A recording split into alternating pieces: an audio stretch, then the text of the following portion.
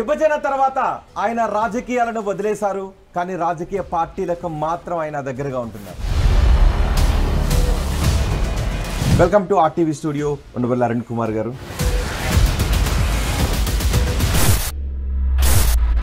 అంటే చంద్రబాబు కేసును సిబిఐకి అప్పగించాలి అనడంలో ఏ ప్రవృత్తి దాగుంది, ఏ రాజకీయ ఈ పర్టిక్యులర్ సిబిసిఐడి అన్న వాళ్ళు చేస్తున్నది జగన్మోహన్ రెడ్డి దగ్గర పనిచేసే పోలీసులు వీళ్ళు. జగన్ ఎప్పుడు కష్టాల్లో ఉన్నా సరే ఉండవల్లి అరుణ్ కుమార్ గారు ప్రత్యక్షం అవుతారు, ప్రెస్ మీట్ పెడతారు అనేటువంటి అపవాదం ఉంది. కానీ ఇప్పుడు అడ్డగోలుగా జగన్మోహన్ రెడ్డి ఇదే లెక్కల మీద దోచుకుంటున్నా సరే ఏ రోజు మీరు ప్రెస్ మీట్ పెడతారు? మీకు ఇప్పుడు చూపించిన ఒకటి సమాధానం చెప్పండి. సమాధానం ఎందుకు? చాలా పెద్ద భయంకరమైనటువంటి నిజాలు వస్తున్నాయి బయటికి. ఇప్పుడు మీరు చంద్రబాబును ఇబ్బంది పెట్టడానికి వైసీపీ చెప్పినట్టుగా మీరు పర్సనల్గా బూతులు తిడుతున్నారు. ఎన్నికల రాజకీయాల్లో నుంచి తప్పుకోవడానికి ప్రధాన కారణం 60 ఏళ్ల తర్వాత రిటైర్ అయిపోవాలని రాజశేఖర రెడ్డి గారు ఇచ్చిన స్టేట్మెంట్ రాసింది నేనే. మరి చంద్రబాబు కేసును సిబిఐకి ఇవ్వాలి అన్న దానికి సంబంధించి మీకు ఇన్ఫర్మేషన్ ఇచ్చారు. మీరు ఇన్ఫర్మేషన్ మొత్తం ఇన్ఫర్మేషన్ మీరు ఇచ్చారు. రామోజీ ఎవరో వాళ్ళ పేరేం చెప్తారు, చంద్రబాబు శత్రువులు 3 మంది ఉంటారు. వాళ్ళు ఎవరికో ఫోన్ చేసి గురువు దానికి సంబంధించిందంటే రామోజీరావుని కలిస్తే మీరు ఏం మాట్లాడతారు, ఏం అడుగుతారు? మీకు చెప్పేస్తారు. ఆంధ్రప్రదేశ్ రాష్ట్ర విభజన రాజ్యాంగబద్ధంగా జరగలేదని మీరు సుప్రీంకోర్టులో కేసేశారు. ఇంకా న్యాయ పోరాటం చేస్తున్నారు. ఏ న్యాయం కోరుకొని మీరు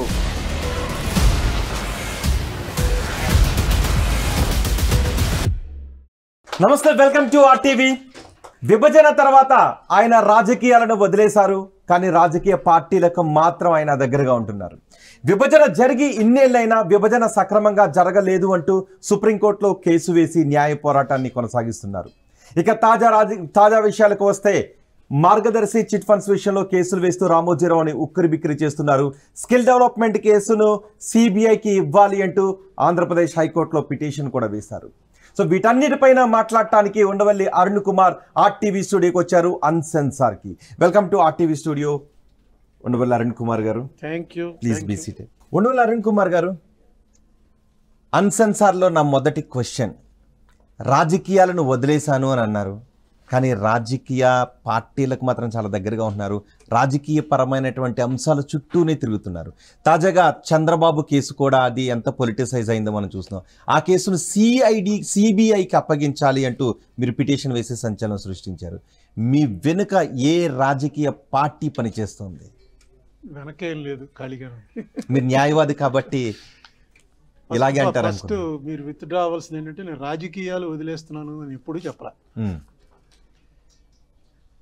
ఎన్నికల రాజకీయాల నుంచి రిటైర్ అవుతున్నాను అని చెప్పాను. కాబట్టి ఏ పార్టీలోనూ ఉండను. ఎందుకంటే పార్టీ ఎప్పుడు అవసరం అవుతుంది? ఎలక్షన్ కంటెస్ట్ చేయాలంటే. ఎలక్షన్ కంటెస్ట్ చేసే ఉద్దేశం లేనప్పుడు ఇంకా పార్టీలు అవసరం ఉండదు. సో నేను ఏ రాజకీయ పార్టీలో చేరను. కానీ రాజకీయాలు వదిలేటువంటి నాకు అది తప్ప ఇంకేం చేత కాదు. ఏం చేయను, ఏదో ఒకటి చేస్తూ ఉండాలి కదా.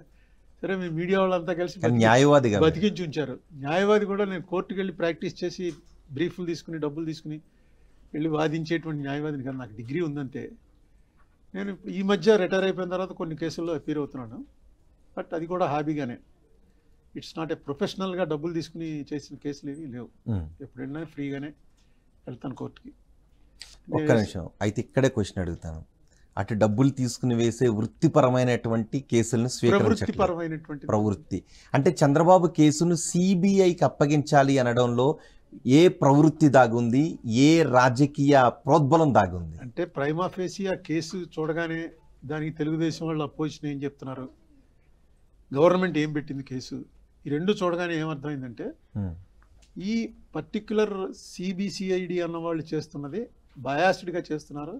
జగన్మోహన్ రెడ్డి దగ్గర పనిచేసే పోలీసులు వీళ్ళు, అంతే తప్ప వీళ్ళు నిజం పోలీసులు కాదు అని టీడీపీ వాళ్ళు ఆరోపించారు. కేసులో కొంచెం లోపలికి వెళ్ళి చదివితే గుజరాత్లో, మహారాష్ట్రలో, ఇలా చాలా రాష్ట్రాల్లో సేమ్ టైప్ ఆఫ్ ఇదే ఎపిసోడ్ జరిగింది.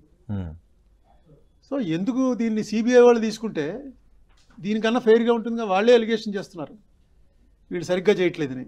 అన్యాయంగా తీసుకెళ్ళి చంద్రబాబు నాయుడు లోపల పెట్టారని, ఇవన్నీ ఆరోపణలు వాళ్ళే చేస్తున్నప్పుడు బెటర్ ఇన్వెస్టిగేటింగ్ ఏజెన్సీ సిబిఐ కదా. ఏం జరుగుద్ది సిబిఐకి ఇస్తే? సిబిఐ వాళ్ళు వచ్చి ఓన్లీ ఫైల్ మీద వెళ్తారు. జగన్మోహన్ రెడ్డి చంద్రబాబు నాయుడు అని చూడరు. సిబిఐ వాళ్ళు వచ్చి ఫైల్ మీద వెళ్ళడం అంటే ఫైల్లో ఆఫీసర్లు ఎవరు, నోట్ ఫైల్లో ఏం సంతకాలు పెట్టారు, కేసు వాళ్ళు తయారు చేసేటప్పుడు నాకున్న ఎక్స్పీరియన్స్ ప్రకారం కేసు తయారు చేసే వరకు సిబిఐ మీద పెద్ద ఒత్తిళ్ళు ఉండవు, రాజకీయ ఒత్తిళ్ళు. కేసు ఇచ్చేటప్పుడు ఉంటాయి ఒత్తిళ్ళు, ఛార్జ్ షీట్ ఫైల్ చేసేటప్పుడు ఉంటాయి ఒత్తిళ్ళు, రాజకీయ ఒత్తిళ్ళు.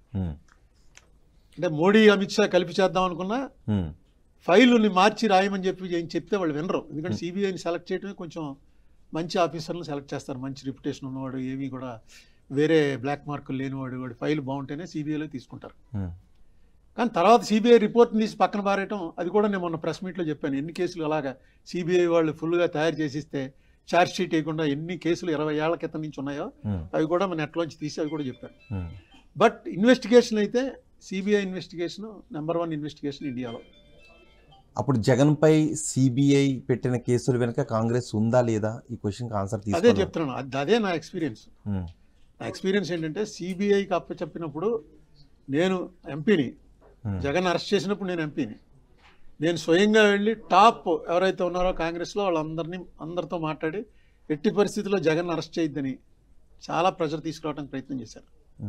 పని జరగల, వాళ్ళంతా చెప్పారు కూడా. కానీ వన్స్ సిబిఐ చేతిలోకి వెళ్ళిన తర్వాత వాళ్ళ మీద ప్రెషర్ అనేది, ఎందుకంటే ఆ ప్రెషర్ ఇస్తే ఆఫీసర్ కానీ బయటకు వచ్చి మాట్లాడితే అతని మాటకి ఎక్కువ వాల్యూ ఉంటుంది. సో అదే అనుకుని, అలాగే మీకు కోడెల శివప్రసాద్ కేసులో ఆ బాంబ్ బ్లాస్ట్ అయినప్పుడు, ఓకే, మిగతా కేసులను పక్కన పెడదాం. ఇప్పుడు మీరు చంద్రబాబును ఇబ్బంది పెట్టడానికి వైసీపీ చెప్పినట్టుగా మీరు పనిచేస్తున్నారు అని టీడీపీ నేతలు ఆరోపిస్తున్నారు. ఆరోపించడం ఫుల్ ట్రోలింగ్ చేస్తున్నారు, మామూలుగా పర్సనల్గా బూతులు తిడుతున్నారు. అయితే ఇవన్నీ మామూలుగా ఉంటాయి కాబట్టి ఆల్ ఇన్ ద గేమ్. ఇప్పటికి చెప్పమనండి వాళ్ళని, ఇది చంద్రబాబుకి చాలా ఇబ్బంది, విత్డ్రా అయిపోతాను రేపు. చంద్రబాబు నాయుడు గారికి దగ్గర వాళ్ళు ఎవరో, ఆయన వైఫ్, కొడుకు, కోళ్ళు, వీళ్ళే కదా చూస్తున్నారు అంతాను. వాళ్ళు ఎవరినైనా చెప్పమనండి, మాకు చాలా ఇబ్బంది అరుణ్ కుమార్ చేసిన పని మీద, సిబిఐకి ఇస్తే మాకు చాలా ఇబ్బందులు ఎదురవుతాయి అని చెప్తే విత్డ్రా అయిపోవచ్చు, ఏం లేదు కేసు. ఓకే, అరుణ్ కుమార్ గారు, టీడీపీ వాళ్ళు అంటూ ఉన్నారు ఇది పొలిటికల్ వెండెట్టా ఉంది, ఇందులో విండిక్టివ్ పాలిటిక్స్ జరుగుతుంది వాళ్ళు వైసీపీ మీద అంటున్నారు. వైసీపీ వాళ్ళు ఏం చేస్తున్నారంటే చట్టం తన పని తాను చేసుకుపోతుందని సిఐడితో చేసుకుని వెళ్తున్నారు. మధ్యలో మీరు ఎందుకు ఇన్వాల్వ్ అయినట్టు? చట్టం తన పని తను చేసుకుపోవడం అనేది పచ్చి బూతు. చట్టం ఏమీ చేయదండి, చట్టాలను అమలు చేయవలసింది గవర్నమెంట్లు. ఇంతకుముందు చంద్రబాబు నాయుడు గారి టైంలోనే ఈడీ వాళ్ళు పంపించారు, ఇలా మీ దగ్గర ఇలా తేడా జరిగింది చూసుకోండి అని. చంద్రబాబు నాయుడు గారు ఎందుకు యాక్షన్ తీసుకోలేదు, తీసి పక్కన పెట్టారు. చట్టం తన పని తను చేసుకుంటూ పోతే 10 పోవాలి కదా కేసు, ఎందుకు పోలేదు? ఆయన చేయలేదు. వాళ్ళ ఆఫీసర్లు వాళ్ళ మనుషులు ఇన్వాల్వ్ అవుతారని చేయకపోయి ఉండొచ్చు. ఈయన వచ్చాడు, ఈయన మనుషులు కూడా అందులో ఇన్వాల్వ్ అయ్యింటే చేయకపోవచ్చు. అందుకని మన చట్టం తన పని తను చేసుకుంటూ పోతుంది. ఏదో దీంట్లో ఆయన అన్నాడు పివి నరసింహరావు గారు, ఇంకా అదే పట్టుకున్నారు, చట్టం ఏ పని చేయదండి. రాజశేఖర రెడ్డి కూడా అదే, ఇంకందరం అదే మొదలెట్టాం, చట్టం తన పని చట్టం ఏం పని చేయదు. చట్టాన్ని పని చేయించవలసినటువంటి బాధ్యత ప్రభుత్వాలు. ప్రభుత్వం కేసు పెడితేనే కదా చట్టం. అందుకని ఇందులో కేసులు పెట్టడం డెఫినెట్గా జగన్మోహన్ రెడ్డి మీద కేసు పెట్టించడానికి చంద్రబాబు నాయుడు గారు ఆవేళ పబ్లిక్ ఇంట్రెస్ట్ లిటిగేషన్ వేశారు, ఎర్రన్నాయుడు గారును అశోక్ గజపతిరాజు గారు వేశారు. దాని ప్రభావంగానే ఆయన జైలుకు పోయాడు, చాలా కాలం జైల్లో ఉన్నాడు కోర్టు ఆర్డర్ తోటి. ఆయనకి ఉంటుంది ఈయన దొరికితే వేద్దామని, దొరికాడు, వేశాడు. అందులోంచి బయటికి రావాలి. ఆ బయటికి రావడంతో వాళ్ళు నిజంగా వాళ్ళకేం సంబంధం లేకపోతే కానీ కావాలి అనుకుంటే ప్రభుత్వమే సిబిఐకి అప్పగించవచ్చు. కానీ మీరు ఎందుకు ఆ పిటిషన్ వేయటం? వాళ్ళు అప్పగించలేదుగా, అందుకే నేను వేశాను. అంటే వాళ్ళు అప్పగించలేదు అంటే ప్రభుత్వం బయాస్డ్గా వెళ్తుందా, ప్రభుత్వం బయాస్డ్గా వెళ్తుందా అని అనుకోవాలిగా. టీడీపీ వాళ్ళు అలా అనుకోవట్లేదు, ఎందుకో తెగదిట్టేస్తున్నారు. ప్రభుత్వమా? బయాస్ అంటే అర్థం ఏంటండి? తీసుకెళ్ళి కోర్టులో పెట్టారు, కోర్టు వారు లోపలికి వెళ్ళమన్నారు, కోర్టు వారు గవర్నమెంట్ చెప్పినట్టు చేయరుగా, చేస్తారా? మీకు ఏమైనా అనుమానం ఉంటే చెప్పండి, కోర్టు వారు గవర్నమెంట్ చెప్పినట్టు చేస్తారు అని. చేయరు కదా. కోర్టు వారు వెళ్ళారు, సరే అక్కడ కింద ట్రయల్ కోర్టులో బయాస్డ్ అనుకుందాం, హైకోర్టు బయాస్డ్ అవుతుందా, సుప్రీంకోర్టు బయాస్డ్ అవుతుందా? ఏ కేసు లేకపోతే ఆల్రెడీ నల్లాళ్ళు అయిపోయింది. నేను పేపర్లో చదివింది, నా దగ్గర ఉన్న పేపర్స్ ప్రకారం ఏంటంటే, అది ఎదురు దెబ్బలు అనకండి, ఆయన పెట్టిన ఆర్గ్యుమెంట్ కన్నా ప్రభుత్వం పెట్టిన ఆర్గ్యుమెంట్లో మెరిట్స్ ఉన్నాయని కోర్టు వారు భావించారు. ఆయన ఫస్ట్ నుంచి చేసింది నా ఉద్దేశంలో నాకున్న కొంచెం లీగల్ నాలెడ్జ్లో ఏంటంటే మామూలుగా ట్రయల్ కోర్టులో ఆయన రిమాండ్ ఇవ్వగానే బెయిల్ అడగాలి. వాళ్ళు అక్కడి నుంచి కూడా క్వాష్ చేయించాలనేటువంటి ఉద్దేశంతో ఉన్నారు.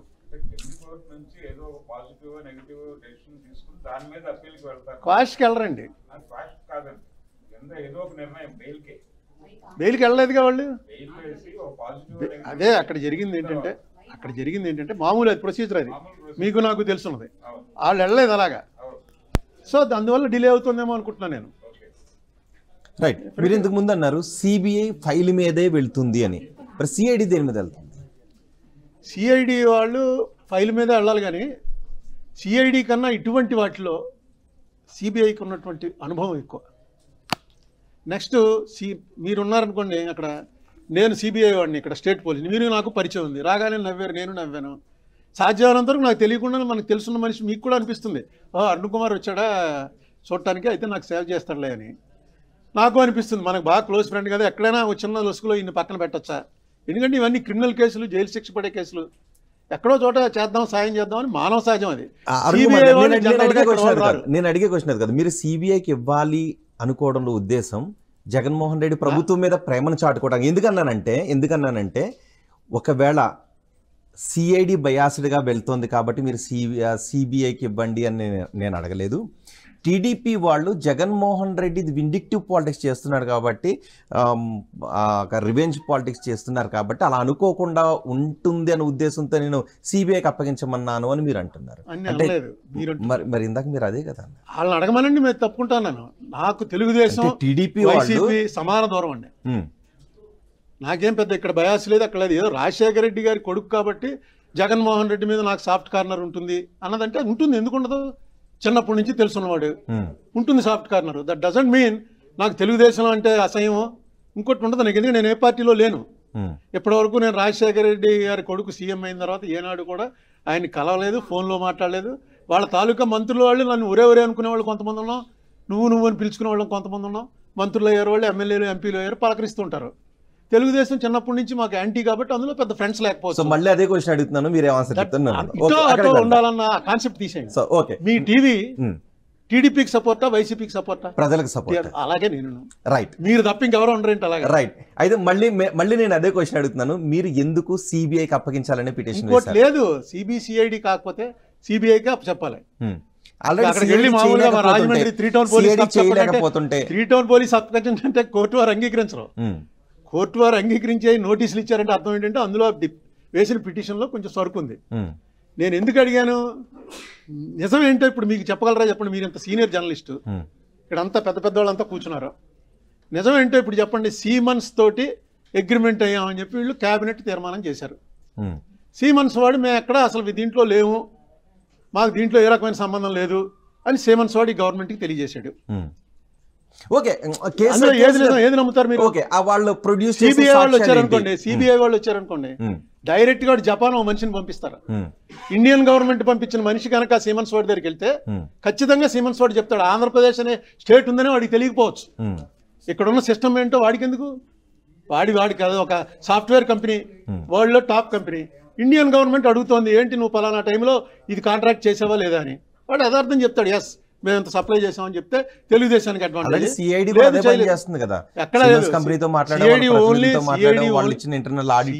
వాళ్ళు పట్టుకున్నది ఏంటి? సిఐడి వాళ్ళు పట్టుకున్నది వీళ్ళు చేసిన తీర్మానం ప్లస్ అక్కడ యాక్చువల్గా వాళ్ళు ఇచ్చిన వర్క్ ఆర్డర్ డిజైన్ టెక్ అన్న వాళ్ళకి ఇచ్చారు. డిజైన్ టెక్ అన్నవాడు కిల్లర్ ఆవిడ అసలు ఏదో కంపెనీది స్కిల్లర్ అనే కంపెనీ వాడికి ఇచ్చాడు. స్కిల్లర్ అనే కంపెనీ వాడు 6-7 కంపెనీల దగ్గర నుంచి సామాను కొన్నాడు. ఈ ఫైల్ అంతా తీసుకున్నారు. ఇదంతా వీళ్ళుగా చేసింది, ఈడీ వాళ్ళు చేశారు. ఫస్ట్ ఈ గొడవ అంతా జిఎస్టీతో స్టార్ట్ అయింది. అవును, జిఎస్టీ తర్వాత ఈడీకి వెళ్ళింది. ఈడీ వాళ్ళు చేస్తే ఇవన్నీ కూడా ఉత్తుత్తిది, ఏం జరగలేదు. వాళ్ళ పేరున ఊరికే ఒక ఇండియన్ అంటారో దాన్ని ఏదో అంటారు, అది పంపిస్తే వాళ్ళు సరుకు పంపించినట్టు రాసుకుని మళ్ళీ ఆ డబ్బు వీళ్ళకి ఏదైతే పంపారో అది వెనక్కి వచ్చింది. వెనక్కి వచ్చేస్తే మళ్ళీ డిజైన్ టెక్ వాడు మీ పేరున నా పేరున ఇలా 100 మంది పేరున వాడికి 5 లక్షలు వీడికి 10 లక్షలు పంపించేశారు. చంద్రబాబు నాయుడికి పంపినట్టు ఎక్కడా లేదు. ఓకే, అందుకని ఇప్పుడు చంద్రబాబు నాయుడు గారు నేను కేసు గురించి అడగలేదు. మీరు అదే ఒక రాజకీయ యుద్ధం జరుగుతున్నటువంటి కేసులో ఒక పార్టీకి నష్టం కలిగించే విధంగానో లేదంటే ఇంకొక పార్టీ ఆనందం కలిగే విధంగానో మీరు ఒక పిటిషన్ మూవ్ చేశారు. మీరు సెన్సేషన్లు అవుతున్నటువంటి మిగతా కేసుల్లో కూడా మీరు ఆ విధంగా పిటిషన్స్ వేస్తూ ఉంటే పోనీ మీరు ప్రజా ప్రయోజనార్థమో ఇంకొకటి అని అనుకోవచ్చు. మీరు స్వప్రయోజనార్థమో లేదంటే మీకు ఇష్టమైన ఒక పార్టీ ప్రయోజనార్థమో లేదంటే వైసీపీ నేతల్లో ఆనందం చూడటానికో మీరు ఈ పిటిషన్ వేశారని ఎందుకు అనుకోకూడదు? అనుకోండి, ఎందుకంటే టీడీపీ నేతలు టీడీపీ వాళ్ళు అందరూ అనుకుంటున్నారు కదా, ఇందులో పెద్ద విచిత్రం ఉంది. ఇప్పుడు మీరు ఎందుకు అనుకోకూడదు అన్నారు, మీరు అనుకోవడానికి నేను అనుకోవడం కాదు, టీడీపీ ఏమైనా అనుకోవచ్చు, అందులో ఏం లేదు, మీరు ఏ క్వశ్చన్ అయినా అడగచ్చు. Right, independent journalist. ఒకటి ఇక్కడ చంద్రబాబు కేసు దీన్ని సిబిఐకి ఇవ్వాలనేది ఒకటి మాత్రమే కాదు. ఇప్పుడు ఈయన వేసిన కేసులో గవర్నమెంట్ రామోజీ కేసులో మార్గదర్శి మీద ఉండవల్లి గారు వేసిన కేసులో గవర్నమెంట్ వచ్చింది కదా, కరెక్ట్, కొంత వేగవంతమైంది వ్యవహారం, ఆయన అరెస్ట్ అవుతాడు అనే దాకా వెళ్ళింది పరిస్థితి. కాబట్టి రెండు అంటే వాళ్ళు ఈ కేసుతో కలవటం, అలాగే మీరు చంద్రబాబు కేసును సిబిఐకి ఇవ్వమంటాం, ఇవన్నీ చూస్తే కొంత వైసీపీతో మీరు దగ్గరగా ఉన్నారేమో అనిపిస్తుంది కదా. డెఫినెట్గా వైసీపీకి సంబంధించినటువంటి మనుషులు చాలామంది నాకు పరిచయం ఉన్న వాళ్ళు ఇందాక ముందు చెప్పాను కదా. అవును, కానీ నేను పొలిటికల్గా వైసీపీ ప్రభుత్వం చాలా అద్భుతంగా పనిచేస్తుందని ఎప్పుడైనా చెప్పింది ఉంటే మీరు తీసివేయండి ఒకసారి. నేను వైసీపీ ప్రభుత్వాన్ని క్రిటిసైజ్ చేసినంతగా టీడీపీ ప్రభుత్వాన్ని ఎప్పుడు చేయలేదు. అవును, వైసీపీ దాంట్లోనే వాళ్ళ లెక్కర్ ఇష్యూలో కానీ, వాళ్ళ శాండ్ ఇష్యూలో కానీ, వాళ్ళ మా ఆంధ్ర అది ల్యాండ్ కలెక్ట్ చేసి పంచిపెట్టడానికి కలెక్ట్ చేస్తున్న దాంట్లో కానీ ప్రతి విషయంలో కూడా నేను మాట్లాడడం నా వీక్నెస్. అది మీకు ఇష్టం లేకపోతే మీరు చూడకండి, టిక్ని ఆపేస్తే పోతుంది. నేను మాట్లాడుతూనే ఉంటాను. అంటే నేను మాట్లాడిన దాంట్లో మీకు ఎందుకు చంద్రబాబు నాయుడిని చాలా గట్టిగా అటాక్ చేసేవాడు, ఇప్పుడు జగన్మోహన్ రెడ్డిని అంత గట్టిగా చేయట్లేదు అని మీకు ఎందుకు వచ్చిందంటే ఆ ఇంప్రెషన్. చంద్రబాబు నాయుడు గారి గవర్నమెంట్లో నేను ఏం మాట్లాడినా వాళ్ళందరూ వచ్చినట్టు తిట్టేవారు. ఆ తిట్టబట్టే దానికి పాపులారిటీ పెరిగేది, అందరూ చూసేవారు. వాడేమన్నాడు, అసలు వాడేం మాట్లాడాడు, వీళ్ళు ఎలా తిట్టేస్తున్నారని. ఈ పార్టీ వాళ్ళు తిట్టరు, వీళ్ళందరూ తెలుసున్న వాళ్ళు. ఏంటి గురు మా మీద ఎక్కేస్తున్నాం, ఏంటి మమ్మల్ని ఇచ్చేస్తున్నాం అని ఫోన్లు చేస్తుంటారు. ఓకే, ఏం చేస్తాం, మనుషులం కదా. అసలు ఈ స్కాములు మొదలైంది మనది లిబరలైజ్డ్ ఎకానమీ మొదలైన తర్వాత అంటానండి నేను. అదేం లేదండి, ఎకానమీలోకి వచ్చాక అంటే ఎక్కువైంది. అలా ఏం కాదండి. అంటే ఇప్పుడు మేము మా చిన్నప్పుడు ఫస్ట్ టైం నేను ఎలక్షన్ ఎప్పుడు చూశాను, 71 పార్లమెంట్ ఎలక్షన్ అప్పుడు చూశాను. ఎక్కడో ఓటుకు రూపాయి ఇచ్చారని చెప్పి పెద్ద ఒక ఉంది. ఇప్పుడు ఎంత ఓటుకి 5,000 దాకా వెళ్తున్నారు, ఎక్కడో 8,000 కూడా ఇస్తారని మొన్న ఎక్కడో చదివాను. 10 వెళ్తున్నాను. అలాగే పెరిగింది, వెల్త్ పెరిగింది.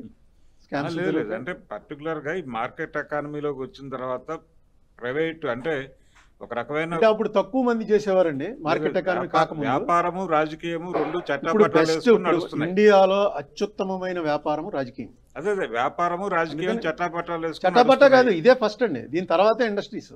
అదే లేకపోతే అంబానీలు వాళ్ళందరూ ఎందుకు ఇందులోకి వచ్చేసి రాజ్యసభ లోక్సభ దేనికో దానికి వచ్చేస్తున్నారు. ఎందుకంటే ఇది మంచి వ్యాపారం, దానికన్నా ఇది ఉంటేనే వాళ్ళ వ్యాపారాలు సేఫ్ గార్డ్ అవుతాయి. సో రాజకీయాలు మించిన వ్యాపారం లేదంటారు. బెస్ట్ ఇప్పుడున్న పరిస్థితి అది. నేనేమనుకుంటానంటే ఇంక ఇప్పుడు ఇంత పీక్గా వచ్చేసింది కాబట్టి ఇంకా డౌన్ స్టార్ట్ అవుతుందేమో అనుకుంటున్నాను. ఎందుకంటే ఆయన కేజ్రీవాల్ని ఎక్కడం గ్రేట్. కేజ్రీవాల్ ఎవరికి రూపాయి ఇవ్వలేదు. ఆ టైంలో నేను ఎంపీని ఢిల్లీలో ఉన్నాను, ఎలక్షన్ దగ్గర నుంచి చూశాను. అలాగే మోడీ గ్రేట్. వీళ్ళిద్దరూ కూడా డబ్బులు బలంతో నెగ్గిన వాళ్ళు కాదు. ఇప్పుడు వాళ్ళు కూడా డబ్బు బలం చేసుకుంటున్నారు నెక్స్ట్ ఎలక్షన్ ఫేస్ చేయలేమని. కొంచెం మారింది అనుకున్నాను, మళ్ళీ లేదు, అసలు ఇదే ఒరిజినాలిటీ అని తెలుస్తోంది. రామోజీ కేసు పరిస్థితి ఏంటండి, అరెస్ట్ అవుతాడు అంటే ఇక్కడ రామోజీ కేసులో మీకు ఒక చిన్న ఇందాక మీ మాటలు బట్టి నాకు అర్థమైందంటే ఇవి 2 కేసులు. అవును, నేను పెట్టిన కేసు చాలా సింపుల్ అండి. హెచ్యుఎఫ్ అంటే మనందరం ఫ్యామిలీస్ హెచ్యుఎఫ్లే. అవును, హెచ్యుఎఫ్ కలెక్ట్ చేయొచ్చా చేయకూడదా according to 45S of reserve bank act, which was amended, which has prohibited any unincorporated body cannot collect అని చెప్పి వాళ్ళు ప్రొహిబిట్ చేశారు. ఆ దానిలోకి మేము రాము అని చెప్పి ఈయన కలెక్ట్ చేస్తూనే ఉన్నాడు. ఈయన ఇదే 17 ఏళ్ళు పట్టింది. మొన్న ఆర్టిఫిషియల్ ఇంటెలిజెన్స్ వచ్చిందని ఎవడో నా దాంట్లో పెట్టాడు ఫోన్లో.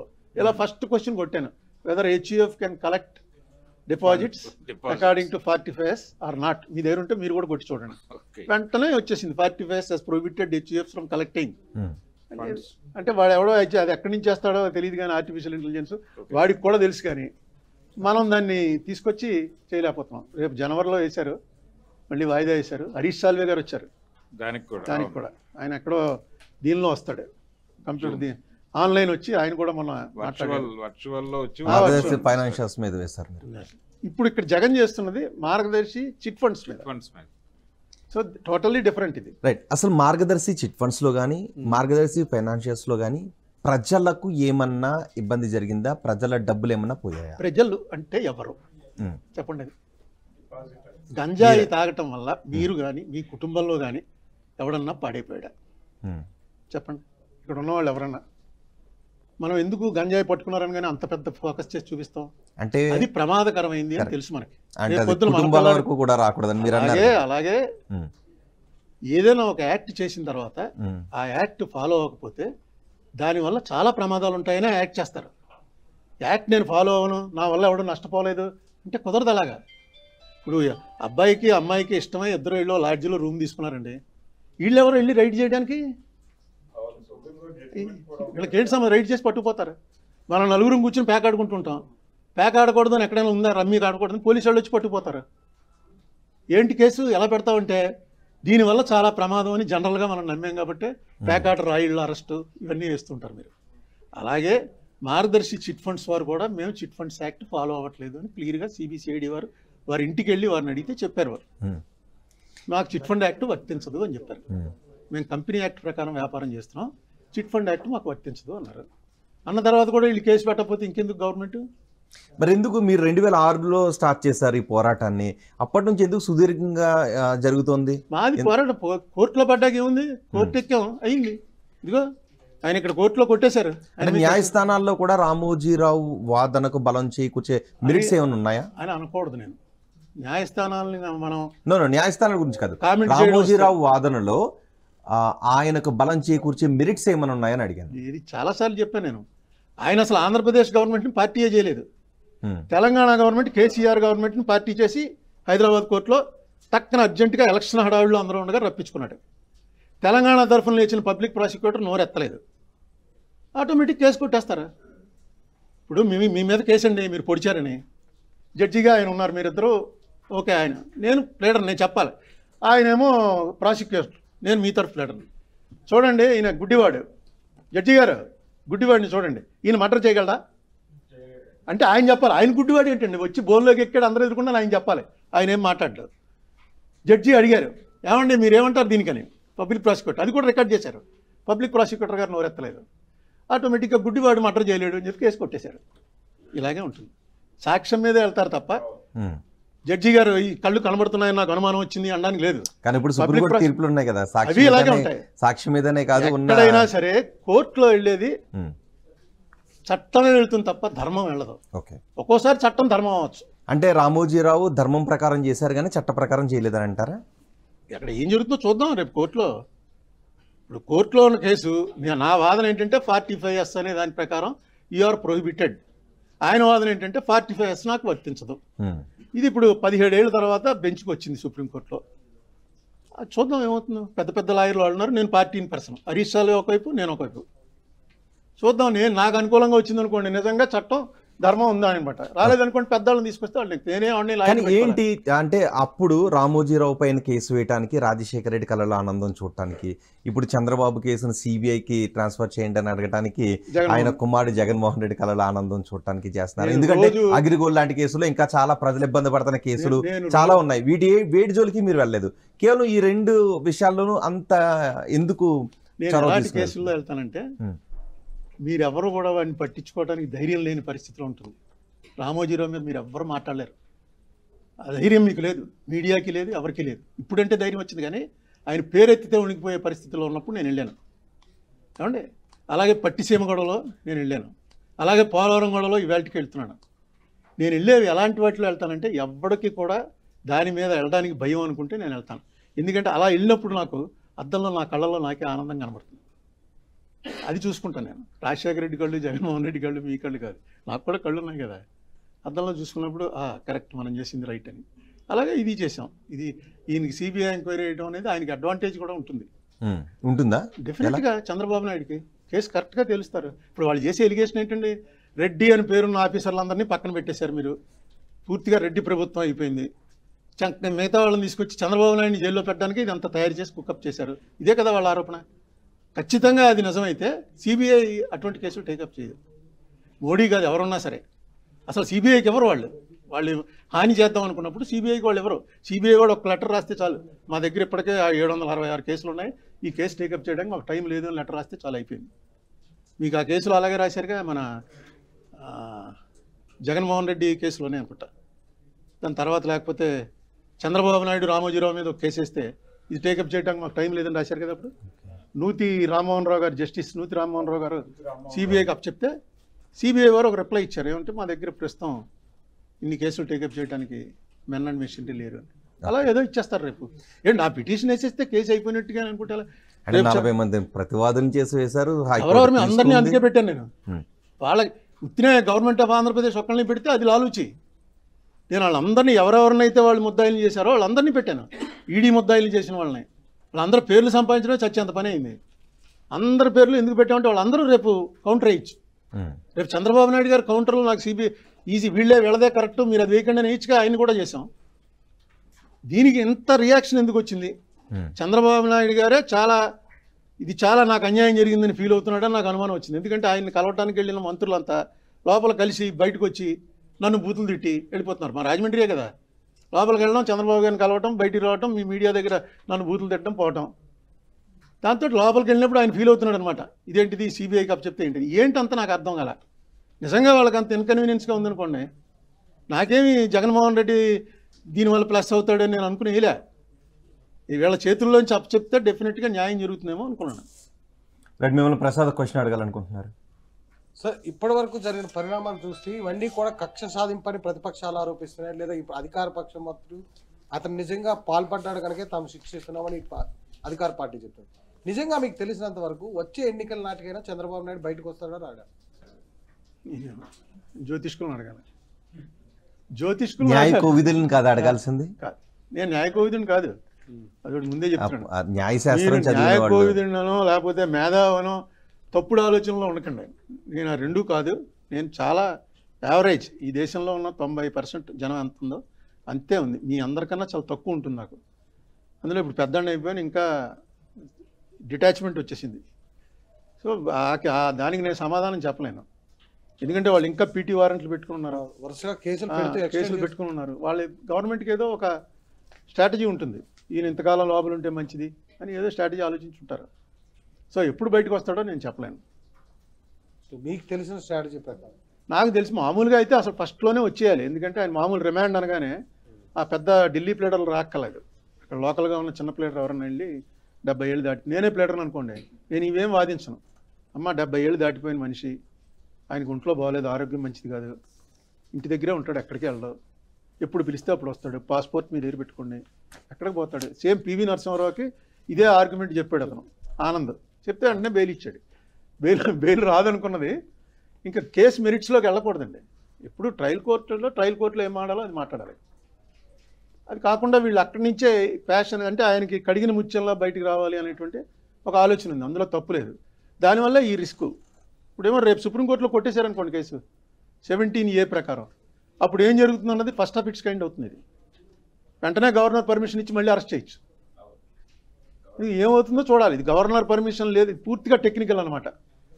మిమ్మల్ని రేప్ చేస్తుండగా 3 టౌన్ పోలీసులు పట్టుకున్నారనుకోండి, ఈయన రేప్ చేసినటువంటి ప్లేస్ 2 టౌన్లో కాబట్టి 2 టౌన్ వాళ్ళు కేసు పెట్టాలి, ఈయనేంటని కోర్టుకు వెళ్ళినట్టు ఇది అంతే. వెంటనే అక్కడే మళ్ళీ 3 టౌన్ వాళ్ళు వచ్చి పట్టుకుని 2 టౌన్ వాళ్ళకి చెప్పేస్తారు. ఇప్పుడు అదేగా జరిగింది. జీజే రెడ్డి కుమారుడు యూరి రెడ్డి వచ్చి కేసు వేశారు, ఏపీ సిఐడి కంప్లైంట్ ఇచ్చారు, సిఐడి టేకప్ చేసింది. హైదరాబాద్లో జరిగింది, మీకు సంబంధం ఏంటి అని కోర్టు అడిగింది. సో ఎలా చూడాలి దీన్ని? అంతే, ఈ పరిణామాన్ని ఎలా చూడాలి? ఇవన్నీ ఫస్ట్ ఆఫ్ ఇట్స్ కైండ్ అండి. దానికి ఏం చెప్తారు? యూరి రెడ్డి రావడానికి మీరు ఎలా చూస్తారు? యూరి రెడ్డి వచ్చాడని నాకు ఎప్పుడు ఇక్కడే ఉంటాడు, ఇండియాలోనే ఉంటాడు యూరి రెడ్డి. అతనికి ధైర్యం కావాలిగా. ఈవేళ ధైర్యం వచ్చింది, నాకేమో న్యాయం జరుగుతుందని వచ్చి ఉంటాడు. ఉత్తినే యూరి రెడ్డి అన్నవాళ్ళు లిటిగేషన్ కొనుక్కుని ఏదో అల్లరి చేసో లేకపోతే న్యూస్లో ఉంటే మనకి రేపు టికెట్ ఇస్తారనో ఆ టైప్ మనిషి కాదు యూరి రెడ్డి. ఒక జీజే రెడ్డి అన్న ఆయన కొంచెం కమ్యూనిస్ట్ పార్టీలో బాగా పెద్ద లెవెల్, రణదీవే అని, చండ్ర రాజేశ్వరరావు ఆ లెవెల్ మనిషి. ఆయన కమ్యూనిస్ట్ చాలా పెద్ద. ఇది నాకు ఎవరు చెప్పారు? సురవరం సుధాకర్ రెడ్డి గారు చెప్పారు. ఆయన మేము కలిసి ఎంపీలుగా ఉన్న టైంలో ఒకసారి మొత్తం అసలు జీజే రెడ్డి అన్న ఆయన చెప్పాడు. ఆయన కొంచెం కుంటుతూ నడుస్తాడట, డాక్టర్ట, కమ్యూనిస్ట్ పార్టీలో పాలసీ మేకర్స్లో చాలా పెద్ద పేరున్న ఆయన. అప్పుడు ఏదో కేసులో ఆయన ఇరికిస్తే ఆయన ఎస్కేప్ కొట్టాడు. వైఫ్ ఎక్కడే ఉండిపోయింది. అతని కొడుకులు ఇద్దరు, వీళ్ళు ట్విన్స్ వీళ్ళు. నేను ఎప్పుడు ఈయన పర్సనల్గా కలవలేదు కానీ 1-2 సార్లు ఫోన్లో మాట్లాడాను. ఈవేళ వాళ్ళకి ధైర్యం వచ్చి ఉంటుంది మనం అడగటానికి, పర్వాలేదు గవర్నమెంట్ ఉంది మన ఏం చేయరు అని ఏమైనా వచ్చిందేమో. మరి ఆయన వచ్చి ఆయన ప్రెస్ మీట్ పెట్టి, నేను ప్రెస్ మీట్లో చూడటమే. కానీ ఏపీసీఐడి దగ్గరికి వెళ్ళడాన్ని ఎలా చూడాలి? అదే ఏపీసీఐడి పరిధి కాదు అని ఇప్పుడు కోర్టు కూడా వ్యాఖ్యానం. ఇప్పుడు వీళ్ళు ఏం చెప్తారో చూద్దాం. ఉమ్. పరిధి కాదు, వాళ్ళ ఆఫీస్ అక్కడ ఉంది కాబట్టి పరిధి కాదన్నారు. ఇప్పుడు నేను వేసిన అంటే అదే అప్పుడు రాజకీయంగా రామోజీకి సంబంధించిన కంపెనీని ఏ విధంగా ఇబ్బంది పెట్టాలి అనే ఒక ఆలోచన జరుగుతోంది అని రామోజీ వర్గీయులు ఏదైతే ఆరోపణ చేస్తున్నారో దానికి ఇది బలం చేకూర్చే అవకాశం లేదు. ఇబ్బంది ఎందుకు పెట్టరు? అక్కడ ఏమన్నా దేవుళ్ళు వచ్చి పరిపాలన చేస్తున్నారా? జగన్ మనిషేగా, చంద్రబాబు మనిషేగా. వాళ్ళకి అవకాశం ఉన్నప్పుడు వాళ్ళు ఇబ్బంది పెట్టారు, వీళ్ళకి అవకాశం వస్తే వీళ్ళు ఇబ్బంది పెడతారు. ఇందులో పెద్ద క్వశ్చన్ వేయవలసింది కానీ నాకేం కనపడలేదు. న్యాచురల్గా జగన్ అన్నవాడిని వేళ ఈనాడు ఒకసారి చదవండి, ఇక్కడ వచ్చే ఈనాడు వేరు, మీకు ఆంధ్రాలో ఈనాడు ఒకసారి చదవండి ఏ రోజైనా సరే. అసలు ఈవేళ జగన్ దిగిపోవాలరా అన్నట్టే రాస్తారు. రేపు దాకా ఉంటే రేపు నువ్వు బతికుంటావో చచ్చిపోతావు, అంత భయంకరమైన పరిస్థితులు ఉన్నాయి అని రాస్తారు. వాళ్ళు రాస్తుంటారు, వీళ్ళు చేస్తుంటారు. వీళ్ళకి అవకాశం దొరికితే వీళ్ళు ఎందుకు వదులుతారు? ఇది నేను కాదు, సుప్రీంకోర్టులో రామోజీరావు గారు రాజశేఖర రెడ్డి మీద ఒక పిటిషన్ వేస్తే బెంచ్ కామెంట్ చేసింది. ఏమని? నీకు పేపర్ ఉంది, నువ్వు అతను తిడుతున్నావు, అతని దగ్గర గవర్నమెంట్ ఉంది, అతను నిన్ను పట్టుకున్నాడు, నిన్ను పట్టుకున్నది కరెక్టా కదా అది చెప్పు, కానీ నా పేపర్ మీద కక్ష కొద్దీ ఇవన్నీ చేస్తున్నాడని చెప్పుకో. నేను పట్టుకున్న కేసు కరెక్టా కాదా అది చెప్పు. నీకు పేపర్ ఉంది కాబట్టి అతను వస్తున్నాడు, పేపర్ ఉంటే నువ్వు అతనికి వ్యతిరేకం. మీకు గుర్తుండే ఉంటుంది అన్ని పేపర్లో, ఇప్పుడు ఫ్రంట్ పేజ్లోనే వచ్చింది ఈనాడులో తప్ప. ఎందుకంటే ఇది జనరల్గా మనం మనుషులం కాబట్టి అలాగే వ్యవహరిస్తాం. నీ మీద నాకు కోపం ఉంటే ఎక్కడ దొరుకుతాడని చూస్తాను, కోపం లేకపోతే మీరు ఎన్ని తప్పుడు పనులు చేసినా కవర్ చేయడానికి చూస్తాను. మానవ సహజం ఇది. ఓకే, చంద్రబాబు పై కేసులో ఏం జరుగుతుందో చూడాలి అని అన్నారు. రామోజీరావు పై కేసులో ఏం జరుగుతుంది? అది చూడవలసిందే. ఆయన అయితే యాక్ట్ ఫాలో అవ్వట్లేదు. మరి ఏం తెచ్చుకో, మీరు చెప్పినట్టుగా ఎవరికి అగ్గొట్టలేదు కదా. అదే ప్లీడ్ చేసుకుంటే డెఫినెట్గా బయటపడిపోతారు. అది ప్లీడ్ చేసుకోరు వాళ్ళు, మేము చేసిందే రైట్ అంటారు. ఎందుకంటే రిస్క్ ఉంది. ప్లీడ్ చేసిన తర్వాత తప్పు చేసామని చెప్పి కంపెనీలు అవి మూయించేసి పెనాల్టీ కింద మొత్తం హ్యాండ్ ఓవర్ చేసుకుంటారు. ఇప్పుడు నా కేసులో కరెక్ట్గా పెనాల్టీ పెడితే 2600 × 2 5,200 కోట్ల రూపాయలు పెనాల్టీ కట్టాలి. Violation of 45 double the amount ఎంత కలెక్ట్ చేశారో దానికి డబుల్ అమౌంట్ కట్టాలి, 5,000. అందుకే 17 ఏళ్ళ నుంచి దాన్ని ఎలాగోలా లాక్కుంటూ వస్తున్నారు. సో ఏం చేస్తారో వాళ్ళ స్ట్రాటజీ చూడాలి. నేనేమి ఆయన ఎగ్గొట్టాడే నేను ఎప్పుడు చెప్పలే. రామోజీరావు గారు అందరు డబ్బులు ఇచ్చేసాను ఆయన చెప్పాడు, నాకు కూడా పెద్ద దానిలో ఇచ్చేసి ఉంటాడు. ఎందుకంటే చెప్పారా మీకు కొంత షేరు పేపర్లో వచ్చిందిగా, కోర్టులో చెప్పారు. కోర్టులో చెప్పడం ఎప్పుడైనా మీతో పర్సనల్ గా మాట్లాడే ప్రయత్నం అంత అవకాశం ఇవ్వలేదు. ఆయన చాలాసార్లు అడిగాను నేను, అంటే ఇలాగే పత్రికాముఖంగా అడిగాను. ఒకసారి రామోజీరావు గారు అనుగ్రహిస్తే వచ్చి ఒకసారి కలుస్తానని. అయితే వారు జనరల్గా ఎందుకు కలుస్తారు, ఎందుకు వీడిని కలిసేదని. నా ఉద్దేశం ఏంటంటే నేను నా ఆటోబయోగ్రఫీ రాస్తున్నాను. అందులో నాకు ఈవేళ ఇంతమందికి నేను తెలుసు అంటే రామోజీరావు గారి వల్లే కదా, ఆయన వల్లే కదా అందరికీ తెలిసింది. ఆయన్ని కలిసి కూడా మాట్లాడింది ఒక 4-5 పేజీలు ఉంటుంది, పుస్తకం వాల్యూ కూడా పెరుగుతుందని అడిగాను. ఏమో ఇంకా బాగానే ఉన్నాడు కాబట్టి ఆయన పిలుస్తాడేమో చూద్దాం. ఇప్పటికీ అడుగుతున్నారా? ఇప్పటికీ ఆ ప్రయత్నం ఇప్పుడు అడుగుతున్నాను మీ ద్వారా. ఎన్నోసార్లు చెప్పాను, ఇప్పుడు కాదు 2006 నుంచి చెప్తున్నాను. పరిచయం అంటే ఫోన్ చేశాడు. అబ్బాయి ఇప్పుడు కాదు 2006లోనే. అప్పటి నుంచి ఎక్కడ ఉన్నాడు అన్నది నేను అడగలేదు, ఆయన చెప్పలేదు. బట్ అతను అలాగే అందరిలాగే, అదేమి ఆయనకేం పెద్ద అంబిషన్లు అవుట్ స్టాండింగ్లు అవి ఏం లేవు. ఏదో చిన్న వ్యాపారం చేసుకుంటూ ఢిల్లీలోనే అక్కడ ఉంటాడు. ఇంకో కొడుకు ఉన్నాడు, ఆ కొడుకు ఇండియాలో లేడనుకుంటా. తుపాకీ పెట్టి బెదిరించటం ఈ లెవెల్ ఉంటుంది అంటారా? అదేదో సినిమా సీన్ లాగా అనిపిస్తోంది. రామోజీరావు గారు అలా రామోజీరావు గారికి అసలు తుపాకీ లైసెన్స్ ఉందా లేదా చూడాలి, నాకు తెలియదు. మరి నేను మళ్ళీ అదో కేసు, లైసెన్స్ లేకుండా తుపాకీ ఎలా పెట్టుకున్నావు. అవును అవును. ఓకే, రామోజీరావుని కలిస్తే మీరు ఏం మాట్లాడతారు, ఏం అడుగుతారు? మీకు చెప్పేస్తారు. కొంచెం జనాలకు చెప్పండి, మళ్ళీ మీ పైన అనుమానం పడతారేమో. ఇప్పుడు ఆయన పెద్ద ఆయన, వయసులో పెద్ద ఆయన, మామూలుగా ఎంటర్ప్రినర్గా చాలా గొప్ప సక్సెస్లు సాధించిన వాడే. ఆంధ్రప్రదేశ్లో ఆయన చచ్చిపోయాక కూడా చాలా సంవత్సరాలు ఆయన పేరు ఉంటుంది. హిస్టరీలో పేరు డెఫినెట్గా ఉంటుంది. ఆంధ్రప్రదేశ్ హిస్టరీ అంటే ఎవడని రాస్తే ఈనాడు రామోజీరావు ఉంటుంది. సో ఆయన అన్ని చట్ట వ్యతిరేక బిజినెస్లే చేసి ఉండొచ్చు, ఇంకోటి ఆయన చాలా తప్పులు చేసి ఉండొచ్చు. అవన్నీ పక్కన పెట్టి నాతో కాంటెంపరీగా నేను రాజకీయాల్లో ఉన్నప్పుడు రామోజీరావు గారు అనే ఆయన్ని నేను కలవలేకపోయాను అంటే ఆయన వల్ల ఇంత పేరు ప్రఖ్యాతులు సంపాదించుకుని ఆయన్ని కలవకపోతే ఎలాగని అడిగాను. అప్పుడు 2006 నుంచి అడిగాను. మొన్న కూడా ఆయన సిక్ అయ్యాడంటే ఆయనకి తెలుసున్న ఒక డాక్టర్ నాకు తెలుసు, ఆయన అడిగాను, మీరు కనుక వెళ్తే చూడటానికి ఒకసారి అడగండి అంటే ఎలా ఉందో కూడా చెప్పండి అంటే ఆయన వెళ్ళి చూసి వచ్చి నాకు ఫోన్ చేసి పర్వాలేదండి, డెత్ బెడ్ కాదు, సిక్, మళ్ళీ రికవర్ అవుతారు అని చెప్పారు. ఏదో అవకాశం వస్తే కలుస్తాను. మీ మీడియా చూసి పిలిచారనుకోండి, ఇవేం మాట్లాడడం, అదే మార్గదర్శిలో ఏం చేశారండి, ఇక జనరల్గా ఒక కలిస్తే అటువంటి వాడిని ఇప్పుడు చంద్రబాబు నాయుడు గారిని వెళ్ళి కలిశాను. ఇప్పుడు పిలిస్తే జైల్లో వెళ్ళి కలుస్తాను. ఎందుకంటే ఆయన పిలిస్తే మీరే వెళ్ళి కలవాలి, ఒప్పుకోరు, ఆయన కూడా అంగీకరించాలి. వాళ్ళు అంగీకరించాలి, ములాఖాత్ అడగొచ్చు, ఆయన అడుగుతారు. ఆయన ఒప్పుకుంటేనే మీరు అప్లికేషన్ పెట్టుకుంటే ఆయన అడుగుతారు, ఆయన ఒప్పుకుంటే ఆయన నన్ను కలవాలనుకుంటే, ఇప్పుడు నన్ను కలవాలనుకున్నాడు ఆయన వెళ్ళి ఆయన ఆఫీస్కి వెళ్ళి కలవలేదేంటి? ఆయన ఆఫీస్కి వెళ్ళి నేను ప్రతి ప్రెస్ మీట్లో చెప్పేవాడిని, మీకు కానీ మీ ఏజెంట్లు ఎవరైనా ఉంటే వాళ్ళకి కానీ ఎక్స్ప్లెయిన్ చేస్తాను ఈ కేసులో ఎంత బలం ఉందో, ఇది ఏపీ రీఆర్గనైజేషన్ కేసులో అని అడుగుతూ ఉండేవాడిని. ఒకసారి సడన్గా ఫోన్ వచ్చింది, మిమ్మల్ని రమ్మంటున్నారండి అని. అంటే బయలుదేరి మధ్యలో ఏలూరు దాటుతుంటే గోదావరిలో పెద్ద పడవ మునిగిపోయి 30 మంది 40 మంది చచ్చిపోయారు. ఆయన వెంటనే అక్కడికి వెళ్ళిపోయాడు హెలికాప్టర్లో. వెళ్తున్నప్పుడు ఆయన మళ్ళీ పిఏ ఫోన్ చేసి, సార్ మీ అపాయింట్మెంట్ 6 గంటల నుంచి 12 గంటలకు మార్చాం రాత్రి, అందుకని ఆయన ఇలా అర్జెంట్గా వెళ్ళారు, మాకు తెలియదు అక్కడ ఏదో మునిగిపోయిందని. అంటే నేను వెనక్కి వచ్చాను, వద్దులేండి మళ్ళీ ఇంకోసారి ఎప్పుడైనా ఖాళీగా ఉన్నప్పుడు వస్తాను, రాత్రి 12ంటికి మీటింగ్ ఏంటి అని వెనక్కి రాయమండ్రి వచ్చి మళ్ళీ నెలకో 2 నెలలకో మళ్ళీ ఫోన్ చేసి రేపు సాయంత్రం రమ్మంటున్నారండి అని వెళ్ళాను. ముఖ్యమంత్రి ఇప్పుడు కేసీఆర్, ఆయన పిలిస్తే నేను వెళ్ళాలి కానీ నాకెందుకు అపాయింట్మెంట్ ఇస్తాడు? ఆయన పిలిచాడు, వెళ్ళాను. మీరు అడిగితేనే ఇస్తారు అబ్బాయి, నేను అడగలే. ఇప్పుడు ఆయన బయటికి రావాలని అనుకున్నాడు, నేను లోపలికి రావాలని అనుకున్నాను అనుకోండి, 5 నిమిషాల్లో అప్లికేషన్ పెడతాను. ఆయన అనుకుంటే అది ఎలా బయటికి నాకు కమ్యూనికేట్ చేయాలో ఆయనకి తెలుసు. రెడ్ ప్రసాద్ క్వశ్చన్ అడగాలని సార్, ఉన్నవల్లి అరుణ్ కుమార్ జగన్ ఎప్పుడు కష్టాల్లో ఉన్నా సరే ఉన్నవల్లి అరుణ్ కుమార్ గారు ప్రత్యక్షం అవుతారు, ఒక ప్రెస్ మీట్ పెడతారు అనేటువంటి అపవాదం ఉంది ఆంధ్రప్రదేశ్లో మీ పైన. టీడీపీ ప్రభుత్వంలో కూడా మీరు లిక్కర్ బాటిల్ ఎంతగా తయారవుద్ది, ఇన్ని వేల కోట్ల స్కామ్ జరుగుతుందంటూ కూడా ప్రజలకు వివరించారు.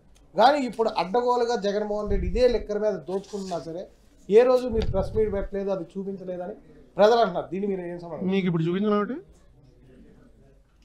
చూస్తారా చెప్పండి, ఇప్పుడు చూపిస్తాను, మంచిది చూపించండి. సమాధానం చెప్పండి. సమాధానం ఎందుకు, విజువల్లే చూపిస్తాను. 2 చూపించినా, 1 చూపించినా, వాటిని చూపించినా, ఇది చూపించినా, 2 చూపించినా, ఏదో ఒకటి చూపించండి. మీకు మీ ఆరోపణ జగన్ ఏమనలేదని, అంతే కదా? చంద్రబాబు నాయుడు అప్పుడు బాటిల్ చూపించారు, జగన్ అంటూ మడమ తిప్పారు అని. ఇదిగో చూసాం. ఏం చూశారు? మందు బాటిల్ గురించి పెట్టినవి కాదండి, ఇది మందు బాటిల్ గురించి కాదు. ఇంకా లెక్కలకు సంబంధించి అయితే చాలా పెద్ద భయంకరమైనటువంటి నిజాలు వస్తున్నాయి బయటికి. అయితే నేను ఖరారు చేసుకోకుండా నా దగ్గర ఏదో ఒక పేపర్ లేకుండా నేను మాట్లాడను. ఒకటి మాత్రం నిజం, ఇక్కడ గవర్నమెంట్ పర్చేజ్ ప్రైస్ అంటే ఒక చీప్ లెక్కర్ బాటిల్ పక్కన తెలంగాణ వాళ్ళు ఎంత కొన్నారు, ఇటు పక్క ఒరిస్సా వాళ్ళు ఎంత కొన్నారు, అటు పక్క మెడ్రాస్ వాళ్ళు ఎంత కొన్నారు, ఆ పక్క బెంగళూరు వాళ్ళు ఎంత కొన్నారు, ఛత్తీస్గఢ్ వాళ్ళు ఎంత కొన్నారు, పాండిచ్చేరి వాళ్ళు ఎంత కొన్నారు, ఇదంతా మనకి చుట్టూ ఉన్నటువంటి బోర్డర్ స్టేట్స్.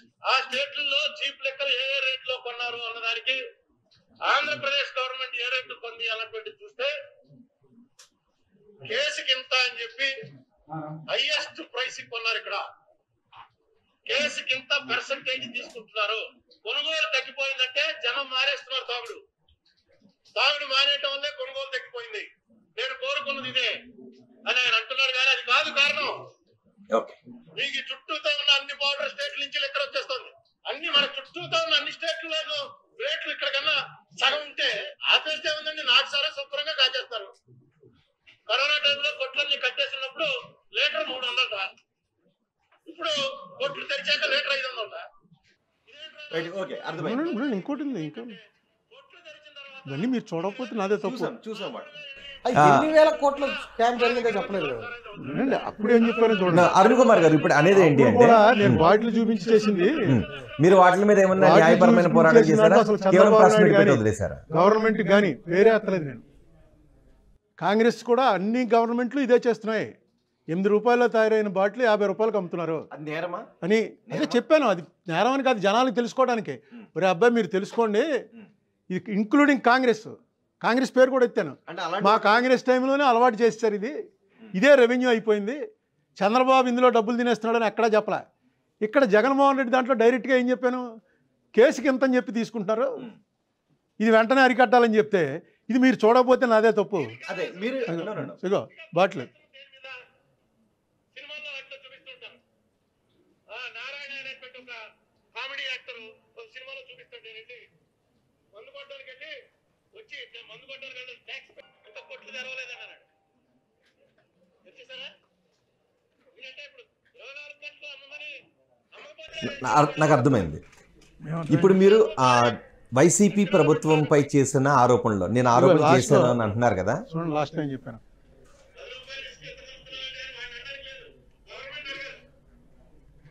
ఓకే, వైసీపీ ప్రభుత్వంపై మీరు చేసిన ఈ ఆరోపణలో న్యాయ విచారణ జరగాల్సిన అవసరం ఉన్న ఆరోపణలా, న్యాయ విచారణ జరగాల్సి ఉన్న ఆరోపణలా, వాటిపైన న్యాయ విచారణ జరగాల్సిన స్టార్ట్ అయింది. నువ్వు వాడి మీద ఎందుకు వేయలేదు, వీడి మీద ఎందుకు వేయలేదు, మీరు ఏమన్నా నాకు జీతం ఇస్తున్నారా?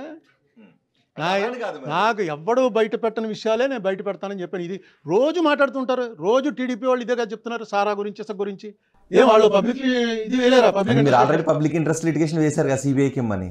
అవునండి, వాళ్ళు దీని మీద వేయచ్చు, సారా మీద వేయచ్చు, ఇసుక మీద వేయచ్చు. ఎందుకు వేయరు వాళ్ళు? మీరు కూడా వేయచ్చు కదా, మీరు ఆల్రెడీ న్యాయవాదిగా ఉన్నారు, వేశారు, వేస్తున్నారు, వేయొచ్చు అంతే. ఎందుకు వేయట్లేదు అని అడగటానికి లేదు, వెయ్యొచ్చు కదా అన్నది బాగానే ఉంది. ఇన్ఫర్మేషన్ కావాలి. కోర్టులో ఎలా ఉంటుందంటే, ఇప్పుడు మొన్న సిబిఐ ఎంక్వైరీ కావాలని వేసాను, పొరపాటున కోర్టు కానీ is wasting hour courts time 10,000 fine అయ్యింది అన్నాడంటే, నేను సుప్రీంకోర్టులో వేసిన కేసులు అన్నింటిలో ఇది పనిచేస్తుంది. వీడి క్యారెక్టర్ అలాంటిదంటే వీడు ఇలాంటి చెత్త పిటిషన్లు వేస్తుంటాడంటే ఆంధ్రప్రదేశ్ హైకోర్టు కొట్టేసింది అని ఒక్కటి వెళ్ళిందంటే చాలు, అయిపోయింది, తప్పని నాది డ్రాప్ అయిపోతుంది. పార్టీ ఇన్ పర్సన్ ఆర్గ్యూయింగ్, ఆడెవడో పిచ్చాడు అలా వచ్చేస్తుంటాడండి అని. వెయ్యాలంటే మెటీరియల్ కావాలి. మెటీరియల్ సంపాదించగలిగిన సత్తా ప్రతిపక్షం వాళ్ళ దగ్గర ఉంటుంది. మొన్నటిదాకా రూలింగ్లో ఉన్నారు, వాళ్ళ మనుషులు ఉంటారు. మొన్న నేను కోర్టులో వేసాను, కోర్టులో వేసింది ఇంకా నెంబర్ అవ్వలేదు, అప్పుడే అంతా సోషల్ మీడియాలో వచ్చేసింది కదా, 254 పేజీల పిటిషన్ వచ్చింది. ఏంటి అక్కడ కోర్టులో వాళ్ళు తెలుసున్నాడు ఉన్నాడు, టక్కని ఇచ్చేసాడు, తీసి ఫోటోలు తీసి పెట్టేశారు వెంటనే. మొత్తం టీడీపీకి సంబంధించిన అన్ని వెబ్సైట్లో వచ్చింది. మరి అంత చేయగలిగిన వాళ్ళు సారాకి సంబంధించి కూడా తీయచ్చుగా. ఎక్కడెక్కడ ఏం జరుగుతుందో తెలుసు వాళ్ళకి, ఏం జరుగుతుంది అన్నది అందరికీ తెలుసు. ఎందుకు వెళ్ళలేదు కోర్టుకి? ఎందుకు వెళ్ళలేదు అదే అడగండి, రేపు వాళ్ళు చేయాలి కదా. అంతే. సో ఓకే, రేపు వాళ్ళు చేయాలి కాబట్టి అని అంటున్నారు. మీరు ఏ పార్టీకి లేరు, ప్రజల మనిషిగా ఉన్నారు. సో మీరు ప్రజల మనిషిగా ప్రజల కోసం ఉన్నప్పుడు నాకు రాదు ఇన్ఫర్మేషన్. నాకు నేను వేసినటువంటి రిట్ పిటిషన్ కాపీ ఇవి వచ్చి సాఫ్ట్ కాపీ రావడానికే నాకు 24 గంటలు పట్టింది. ఎప్పుడు అయి నెంబర్ అయిన తర్వాత రావడానికి కోర్టు ప్రొసీజర్ అది. అక్కడ మనుషులు పనుల వాళ్ళు చేసి పంపిస్తే నేను చేసే పని ఏంటి? మీరు ఏమైనా ఇన్ఫర్మేషన్ ఇస్తే నేను చెప్తాను. నేనేం కూర్చుని ఇన్ఫర్మేషన్కి ఇవ్వడానికి నాకేం జనం లేరు, ఎక్కడ ఏజెంట్లు లేరు. మరి చంద్రబాబు కేసును సిబిఐకి ఇవ్వాలి అన్న దానికి సంబంధించి మీకు ఇన్ఫర్మేషన్ ఇచ్చారు. మీరు ఇన్ఫర్మేషన్ మొత్తం ఇన్ఫర్మేషన్ మీరు ఇచ్చారు. రామోజీ ఎవరో వాళ్ళ పేరేం చెప్తే చంద్రబాబు శత్రువులు 3 మంది ఉంటారు. వాళ్ళు ఎవరికో ఫోన్ చేసి గురువు దానికి సంబంధించిందంటే 1 గంట ఈ సాఫ్ట్వేర్ ఇంజనీర్స్ 1 గంట వాళ్ళ పని పక్కన ఉంటే అమెరికాలో వాడు ఉంటాడు, ఇంకో దేశంలో ఇంకోటి ఉంటాడు. 1 గంట పక్కన పెడితే మొత్తం అన్నీ మనకు మెయిల్స్ వచ్చేస్తాయి. మొత్తం అన్నీ ఇందులోనే ఉంది కదా, ఆన్లైనే పోతుంది అంతా ఇన్ఫర్మేషన్. కానీ ఎంత కొన్నారో ఇవి రావాలంటే మాత్రం వాళ్ళు ప్రొవిజన్, వాళ్ళకి కీ ఉంటుంది. ఆ పాస్వర్డ్ కొడితే కానీ లోపలికి వెళ్ళలేము. ఇప్పుడు ఎక్సైజ్ డిపార్ట్మెంట్ వాళ్ళు ఉంది, వాళ్ళకు వెబ్సైట్ ఉంటుంది, అందులో మనం ఎంటర్ అవ్వలేము. కానీ ఆర్టీఐ పిటిషన్ ద్వారా అడగచ్చు.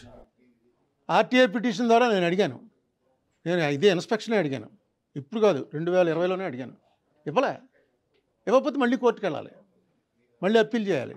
దానికి ప్రతి పార్టీకి ఒక సెల్ ఉందండి, అది వాళ్ళు వాడుకోవాలి. అది రైట్. రామదాస్ మిమ్మల్ని క్వశ్చన్ అడగాలనుకుంటున్నారు. ఏపీలో రాజకీయ సమీకరణాలు ఎలా మారబోతున్నాయి? ఏపీకి కాబోయే ముఖ్యమంత్రి ఎవరు అనుకుంటున్నారు? నేనేమనుకోవట్లేదు. నాకు ఎవరైనా పెద్ద తేడా ఏం లేదు. నేను అంత ఊహాగానం చేయలేను. టీడీపీ జనసేన ఇప్పటికే కలిసి పోటీ చేస్తామంటున్నారు. టీడీపీ జనసేన కలిస్తే ఓటింగ్ పెరుగుతుంది వాళ్ళకి. డెఫినెట్ పెరుగుతుంది. టీడీపీ జనసేన కలవటం అనేది టీడీపీకి చాలా అడ్వాంటేజ్. కానీ మొన్న పవన్ కళ్యాణ్ ఆ ప్రకటన చేసిన తర్వాత ఇంకా ఆగి కొన్నాళ్ళు వేచి చూడాల్సిందని ఎందుకన్నారు? అందుకే టీడీపీకి అడ్వాంటేజ్. నాకు పవన్ కళ్యాణ్ ఇష్టం, అందుకని అన్నాను. ఆ మధ్య పవన్ కళ్యాణ్ మీ దగ్గరికి కొంచెం సలహా ఇంతకు ముందు వచ్చి కలిశారు కూడా, అవునండి. ఆ తర్వాత మళ్ళీ పవన్ మీరు కళ్యాణ్ కలిసిన దాఖలాలు? నాకు వీళ్ళ ముగ్గురులో ఎవరు సీఎం అయితే మంచిదని ఎవరిని అడిగితే పవన్ కళ్యాణ్ అవడానికి అవకాశం లేదు. కానీ పవన్ కళ్యాణ్ అవకాశం ప్రస్తుతం లేదుగా. ఏమో తర్వాత ఏమైనా వస్తుందో నాకు తెలియదు, కానీ దానికి పెద్ద కారణం కూడా లేదు. ఎంతసేపు వీళ్ళిద్దరైనా ఇంకోళ్ళు ఎవరో కొత్త వాళ్ళు వస్తే బాగుంటుంది. ఏపీకి ప్రత్యేక హోదా ఉద్యమం కోసం మీరు పోరాడు ఇప్పటికీ పోరాడుతున్నారు. ఎందుకు రావడం లేదు ప్రత్యేక హోదా? వాళ్ళు ఇవ్వలేదు, వీళ్ళు అడగలేదు, అయిపోయింది. ప్రత్యేక హోదా ఇప్పుడు ఇవ్వటం అనేది ఇంపాసిబుల్ అండి. ఆ రోజున ఎప్పుడైతే 6 మండలాలు 7 మండలాలు జరిపిస్తున్నప్పుడు సంతకం పెట్టించారో ఆర్డినెన్స్ మీద, యాక్చువల్ ఆర్డినెన్స్ కాంగ్రెస్ టైంలో తయారైంది ఏంటంటే స్పెషల్ కేటగిరీ 5 years ఈ మండలాల విలీనం. అది వదిలేసి ఇది ఒకటే ఆర్డినెన్స్ చేశారు బీజేపీ వచ్చాక. ఎందుకంటే అది ఇవ్వటం వాళ్ళకి ఇష్టం లేదు. సరే, దానికి అనేక కారణాలు ఉంటాయి. ఇప్పుడు కొత్తగా ఇవ్వటం అనేది సాధ్యమైన పని కాదు. కాంగ్రెస్ ఆన్ ఇట్స్ ఓన్ వస్తే ఏమన్నా అవ్వచ్చు, కానీ వచ్చే పరిస్థితి కూడా లేదు. ప్రస్తుతం ఆంధ్రప్రదేశ్ పరిస్థితి ఎలా ఉంది? రాజకీయ పరిస్థితి కావచ్చు, ఆర్థిక పరిస్థితి కావచ్చు, పాలన కావచ్చు, ఎలా ఉంది? ఆంధ్రప్రదేశ్ ఏ స్థితిలో ఉంది? చెప్తున్నాడుగా Jaganmohan Reddy rich versus poor అని. కాస్త డబ్బులుండి బాగుండి middle class upper middle class వాళ్ళందరికీ చాలా బాధగా ఉంది. కింద పవర్టీ వాళ్ళకి నెల నెల డబ్బులు వస్తున్నాయి, చాలా బాగుంది. తెలంగాణతో కంపేర్ చేసుకుంటే తెలంగాణతో ఎలా కంపేర్ చేస్తామండి? 100 రూపాయలు ఉంటే మనకి ఏం చేశారంటే 99 రూపాయలు 99 పైసలు తెలంగాణకి ఇచ్చి ఓ పైసా ఆంధ్రాకి ఇచ్చారు. వీళ్ళకి మనకి పోలికేంటి? తెలంగాణ ఇది రిచ్ స్టేట్, వాళ్ళు ఇష్టం వచ్చినట్టు ఏమైనా చేస్తారు. ఆంధ్ర ఎలాంటి దౌర్భాగ్య పరిస్థితిలో పడేశారు. ఎవడు దాని గురించి మాట్లాడేవాడు ఎవడు? కనీసం అక్కడి నుంచి రావాల్సిన డబ్బులు తీసుకోవడానికి ఈ తెలంగాణ గవర్నమెంట్ 1,30,000 కోట్లు ఇవ్వాలని చెప్పి మొన్న నా దాంట్లో ఎఫిడవిట్ వేసింది స్టేట్ గవర్నమెంట్. 1,30,000 కోట్ల రూపాయల worth of properties Telangana, Hyderabad ఈ చుట్టుపక్కల ఉన్నటువంటివి ఆంధ్ర షేర్ కింద రావాలి according to AP reorganisation act. అది కూడా తెచ్చుకోలేని పరిస్థితిలో ఉన్నాం. వాళ్ళు ఎందుకు ఇస్తారు? వాళ్ళకి బీజేపీ వాళ్ళకి ఇక్కడ ఇంట్రెస్ట్ ఏముంటుంది? Special category. అంటే ఆంధ్రప్రదేశ్ ప్రయోజనాలను ఢిల్లీలో తాకట్టు పెట్టింది ఎవరు? అప్పటి చంద్రబాబు, ఇప్పుడు జగన్మోహన్ రెడ్డి. ఎవరు? ఇద్దరు కూడా దాని మీద ఏది కనీసం జగన్మోహన్ రెడ్డి నా దాంట్లో ఎఫిడవిట్లో రాశాడు అదో పేరా. చంద్రబాబు నాయుడు గారు చేయలేదు. చంద్రబాబు నాయుడు గారి దగ్గరికి నేను వెళ్ళిందే ఇది కోర్టులో ఇస్తున్నాం, మీరు వేయండి కోర్టులోను, స్టేట్ గవర్నమెంట్ వేయాలండి, వేస్తేనే వాల్యూ ఉంటుంది అని చెప్పి తర్వాత పార్లమెంట్లో డైరెక్ట్గా నోటీస్ ఇచ్చి ఏపీ రీఆర్గనైజేషన్ యాక్ట్ మీద డిస్కషన్ పెట్టండి. ఎందుకంటే మోడీ అన్నాడు ఏపీకి జరిగినంత అన్యాయం ఈ దేశంలో ఎవరికి జరగలేదని. అనగానే వెళ్ళి చంద్రబాబు నాయుడు గారిని కలిశాను. పిఎం అన్నమాటే కాబట్టి మీరు పెట్టండి దాన్ని. మరి ఎంచేత ఆయన పెడతానన్నాడు. నన్ను వెంటనే నేను వెళ్ళి సుజనా చౌదరి ఇంట్లో మీటింగ్ రేపు మా ఎంపీలు అందరూ ఉన్నారు, ఇదంతా ఎక్స్ప్లెయిన్ చేయన్నాడు, చేశాను, కానీ పెట్టలేదు. అలాగే కోర్టులో నేను వేసింది ఆల్రెడీ ఉంది, దాంట్లో పార్టీ ఉండంటే అవుతా ఉన్నారు, అవ్వలేదు. నేను ఇతన్ని ఎప్పుడు కలవలేదు, కానీ ఇలా ప్రెస్ మీట్లో చెప్పింది వినో మరి ఎందుకో అందులో వేసాడు ఇంప్లీడింగ్ పిటిషన్. ఆయన కూడా ఒక ఎస్ఎల్పి ఫైల్ చేశాడు. అట్లీస్ట్ ఆ మాత్రం ధైర్యం చేయగలిగాడు. వాళ్ళు అది కూడా చేయలేదు. ఏం చెప్తాం? ఎందుకు చేయలేదంటే ఏం చెప్తాను? ఆంధ్రప్రదేశ్ స్టేట్ అనేది చాలా మెజరబుల్ కండిషన్లో, ప్యాథటిక్ కండిషన్లోకి వచ్చింది. ఇది ఏమవుతుంది అన్నది ఎలా ఏంటి స్ట్రాటజీ? ఇప్పుడు ఏదైనా చంద్రబాబు నాయుడు గారిది రైటు, జగన్మోహన్ రెడ్డి తప్పు, ఇలా పంచిపెడుతున్నావు, ఎక్కడి నుంచి తెస్తున్నావు, అప్పులన్నీ తీర్చాలి కదా, ఎకానమీ మీద దీని పడే ప్రభావం ఏంటి అని జగన్మోహన్ రెడ్డిని గట్టిగా ఏమన్నా అందామంటే చంద్రబాబు నాయుడు గారు ఇస్తున్న ప్రామిసులు చూస్తే దానికి డబల్. ఆయన అమ్మఒడి ఇద్దరుంటే ఇద్దరికి ఇస్తాను, ముగ్గురుంటే ముగ్గురికి ఇస్తాను పిల్లలకి ఆయన పెంచుకుంటూ పోతున్నాడు ఆయన. ఇక ఎవరిని ఏమనగలం? నోరు మూసి కూరుకోవటమే. ఎందుకు పవన్ కళ్యాణ్ అంటే కొత్తవాడు ఎవడన్నా వస్తే ఇవన్నీ తెలుసుకునే లోపల పొరపాటున ఉన్న స్టేట్కి మంచి జరిగిపోతుందేమో, ఆ రకంగా చూద్దామని అంతే. అంటే పవన్ కళ్యాణ్ వెళ్తున్న దారి కరెక్ట్గానే ఉందనుకుంటున్నారు? ఏం లేదండి. ఏం బీజేపీతో వెళ్ళటం అంటే కరెక్ట్ కాదు కదా. ఇప్పుడు టీడీపీతో కదా వెళ్తానండి. టీడీపీ బీజేపీ కూడా అసలు అతను మెయిన్ అలియన్స్ బీజేపీతో ఉంది. ముగ్గురిని కలిపి తీసుకెళ్లాలని అతను ఉంది చెప్తున్నాడు. కారణం జగన్ ఓడించడమే నా టాప్ మోస్ట్ ప్రయారిటీ. మీరేమనుకుంటున్నారు? ఆంధ్రప్రదేశ్లో ప్రభుత్వం మారాల్సిన అవసరం ఉందని అనుకుంటున్నారా? ఓటర్గా నేను అవన్నీ చెప్పకూడదు మీకు. సీక్రెట్ ఓట్ అంటారు దాన్ని. మీరు రాజకీయ పార్టీలను అడిగితే వాళ్ళు చెప్పచ్చు. నేను సీక్రెట్ బ్యాలెట్ ఎవరికి వేస్తాను మీకు ఎలా చెప్పేస్తాను? ఓ ప్రజాస్వామ్యవాదిగా అదేనండి. నేను ఈ ప్రభుత్వం మారాలి అనుకుంటే ఒకలా ఓటేస్తాను. ప్రభుత్వం నేనేమో మీకు ఓటు చెప్పి నేను ఓటు చేస్తానా? వ్యక్తిగా అలా కనబడితే ఎలా అండి బాబు? నేను ఇప్పుడు చెప్పాను అంటే ఎవరికి ఓటేస్తున్నానో తెలిసిపోతుంది మీకు. చెప్పను. సార్ రాజధాని లేని రాష్ట్రం ఏదైనా ఉందంటే 29 రాష్ట్రాల్లో ప్రస్తుతం తక్కువ గుర్తొచ్చే పేరు ఆంధ్రప్రదేశ్. జగన్ తీసుకున్న నిర్ణయాన్ని మీరు స్వాగతిస్తారా? అంటే ఇందులో చిన్న ఇదేంటంటే దీన్ని ఒక 1000 సార్లు చెప్పుకుంటాను నేను, ఇది 1001సారి చెప్తున్నాను. చెప్పండి. ఆ రోజున అమరావతి రాజధానిని ప్రకటించగానే ఫస్ట్ అపోజ్ చేసిన వాడిని నేనే. జగన్మోహన్ రెడ్డి పార్టీ అపోజ్ చేయలే. జగన్మోహన్ రెడ్డి పార్టీలో ఉన్నటువంటి చాలామందిని, జగన్తో డైరెక్ట్ మాట్లాడలేదు కానీ చాలామందితో చెప్పాను, అసెంబ్లీలో అపోజ్ చేయండి, మీరు ఇది చాలా తప్పు చేస్తున్నారు, అపోజ్ చేసి రికార్డ్ అవనివ్వండి అది అని. అపోజ్ చేయలే, పైపెచ్చి సపోర్ట్ కూడా చేశారు. నేను అమరావతిలో క్యాపిటల్ పెట్టడం అనేది ఫస్ట్ నుంచి కూడా చెప్తుంది, అది కరెక్ట్ కాదు. అక్కడే పెట్టచ్చు, బట్ అంత ల్యాండ్ ఎక్వైర్ చేయడం ఇవన్నీ కూడా అనేక స్కాములకు దారితీస్తాయి. అక్కడ ఉన్నటువంటి గవర్నమెంట్ ల్యాండ్ ఏదో ఉందన్నారు, అక్కడ ఆ నంబూరు యూనివర్సిటీ దగ్గర అక్కడ స్టార్ట్ చేస్తుంటే ఇవన్నీ డెవలప్ అవును కాకుండా ఇది ఒక పెద్ద దీనికి తయారు చేసేటప్పటికి జగన్మోహన్ రెడ్డి వచ్చి అది క్యాన్సిల్ చేశాడు. జగన్మోహన్ రెడ్డి మీద నాకు ఉన్నటువంటిది ఏంటంటే, ఆ రోజున అపోజ్ చేస్తుంటే ఈ రోజున అతనికి మోరల్ రైట్ వచ్చింది. తర్వాత వీళ్ళు చేస్తున్న పని ఏంటంటే, ఈ రాజధాని గురించి ఫైటింగ్ వదిలేసి వీళ్ళకి రాసిన అగ్రిమెంట్ ఇంప్లిమెంట్ చేయమని వెళ్ళుంటే, సిఆర్డీఏ వారు ఇచ్చిన అగ్రిమెంట్ కేసు ఇంకోలా ఉన్నాం. ఎందుకంటే ఎప్పటికీ నేను బతికొండగా అంత డబ్బు రీపే చేయగలిగిన కెపాసిటీ ఆంధ్రప్రదేశ్కి ఎప్పటికీ రాదు. వాళ్ళ దగ్గర తీసుకున్నప్పుడు రాసి ఇచ్చారు కదా, ఇదంతా మనం దీనికి ఇస్తాం కదా డెవలప్మెంట్కి, అలాంటి అగ్రిమెంటే అది. ఆ అగ్రిమెంట్లో వాడు వెనక్కి వెళ్ళిపోతే మనకు కాంపెన్సేషన్ పే చేసి వెళ్ళాలి. సో ఈ రకంగా దీన్ని పొలిటికల్ ఇష్యూ చేశారు. యాక్చువల్గా అక్కడ ఎవరైతే ల్యాండ్ ఇచ్చారో వాళ్ళు సఫర్ అవుతున్నారు. ఇప్పుడు నేను దీని మీద లేదు అక్కడే ఉండాలని అనడానికి నేనే ఫస్ట్ అపోజ్ చేసినవాడిని, ఆ మాట అనలేను. ఇప్పటికీ మీరు దాని మీద ఉన్నారా, రాజధాని అమరావతిలోనే ఉండాలి అని? ఎక్కడుంటే ఉందండి రాజధానికి ఎంత ఇంపార్టెన్స్ ఏంటండి? రాజధాని అంటే ఒక ఆఫీస్కి ఇప్పుడు మీరు ఇక్కడ పెట్టుకున్నది ఎక్కడ పెట్టుకుంటే ఏంటి, మీ జనం అక్కడ ఉన్నారా లేదా అన్నది మెయిన్. మీ జనంలో ఉండి మీకు ఎప్పటికప్పుడు పంపిస్తూ ఉంటే మీరు ఇక్కడ పెట్టుకున్నారా ఇంకో చోట విజయవాడలో పెట్టుకున్నారా అన్నది కాదు మెయిన్. అసలు కరోనా టైంలో చూసాం ఏమైంది, ఆన్లైన్లోనే అన్నీ జరిగాయి కదా. ఈ ఆఫీసులు ఈ సూట్లు వేసుకురావడం వెళ్ళి ఎందుకు, చక్కగా మన క్లైమేట్కి తగ్గట్టుగా అండర్వేర్తో కూర్చొని పనిచేసేవాళ్ళు. అది బ్రహ్మాండంగా జరిగింది. ఎవడో రిట్రెచ్మెంట్ లేదు, ఏం లేదు. మరి రేపు డిసెంబర్లో జగన్ కార్యాలయం విశాఖకి వెళ్ళడానికి అన్ని ఏర్పాట్లు చేస్తున్నారు. వాళ్ళకి ఏముంది, ఇప్పుడు వాళ్ళ గవర్నమెంట్ వాళ్ళ డెసిషన్స్ ఏం తీసుకుంటున్నారు, పొలిటికల్గా ఏది చేస్తే ఓట్లు వస్తాయంటే అదే ఆలోచిస్తారండి. ఏ రాజకీయ పార్టీ అయినా ఓట్లు రావడానికి ఏం చేయాలి, మంచిగా ఉంటే ఓట్లు వస్తాయి. ఇప్పుడు కేరళలో ఉంది, కేరళలో ఆనెస్ట్ సార్ 3 రాజధానులు జనాలకు కూడా బోరు కొట్టేసింది, రాజకీయ వికేంద్రీకరణ గొడవలోకి వెళ్ళిపోయారు. 3 రాజధానుల పేరుతో రాజకీయ వికేంద్రీకరణ జరుగుతుందని జగన్మోహన్ రెడ్డి అంటున్నారు, దాన్ని మీరు ఒప్పుకుంటారా? నేను చూడలేదు కదా, నాకు తెలియదు. వికేంద్రీకరణ అన్నది నాకు అంత అర్థం అలా, ఇండియాలో ఎక్కడ జరగలేదు, ఇది ఫస్ట్ ఆఫ్ ఇట్స్ కైండ్ అవుతుంది. రైట్, అమర్ మిమ్మల్ని క్వశ్చన్ అడుగుతారు. అరుణ్ కుమార్ గారు, తాత్కాలిక తాయిలాలతో జగన్మోహన్ రెడ్డి మళ్ళీ అధికారంలోకి రావాలని చూస్తున్నారు. యాక్చువల్గా ప్రజా ప్రయోజనాలను ఆశించేటువంటి మీరు జగన్మోహన్ రెడ్డికి ఏదైనా సజెషన్ ఇచ్చే ప్రయత్నం చేశారా ఈ తాత్కాలిక సంబంధించిన విషయంలో? ఇంకొకటి, మీ పక్కనే ఉంటుంది మండపేట ద్వారపూడి రోడ్డు, ఆ రోడ్డు వేయించడానికి డబ్బులు లేని వ్యక్తి కోట్ల రూపాయలు పెట్టి తాయిలాలు ఎట్లా ఇవ్వగలుగుతున్నారు? దాని మీద మీలాంటి వాళ్ళు సజెషన్ ఇస్తే బాగోదా? బాగోదండి, ఎందుకంటే వాళ్ళు తీసుకోరు. మీరు ప్రయత్నం చేయాలి కదా. ప్రయత్నం ఇదే ప్రెస్ మీట్లో ఇన్ని చెప్తున్నాం, ఏం తీసుకోవాలి కదా, తీసుకోవడానికి డబ్బులు ఉండాలి. వాళ్ళకి పబ్లిక్కి, పూర్ పీపుల్కి ఏదైతే డబ్బులు ఇస్తున్నామో ఆ డబ్బులు ఆగకూడదు అన్నది వాళ్ళ ఫస్ట్ ప్రయారిటీ అండి. సెకండ్ ప్రయారిటీ జీతాలు అవి ఇవ్వాలి. అసలు ఫస్ట్ ప్రయారిటీ ఏ గవర్నమెంట్కైనా ముందు జీతాలు పే చేయడం.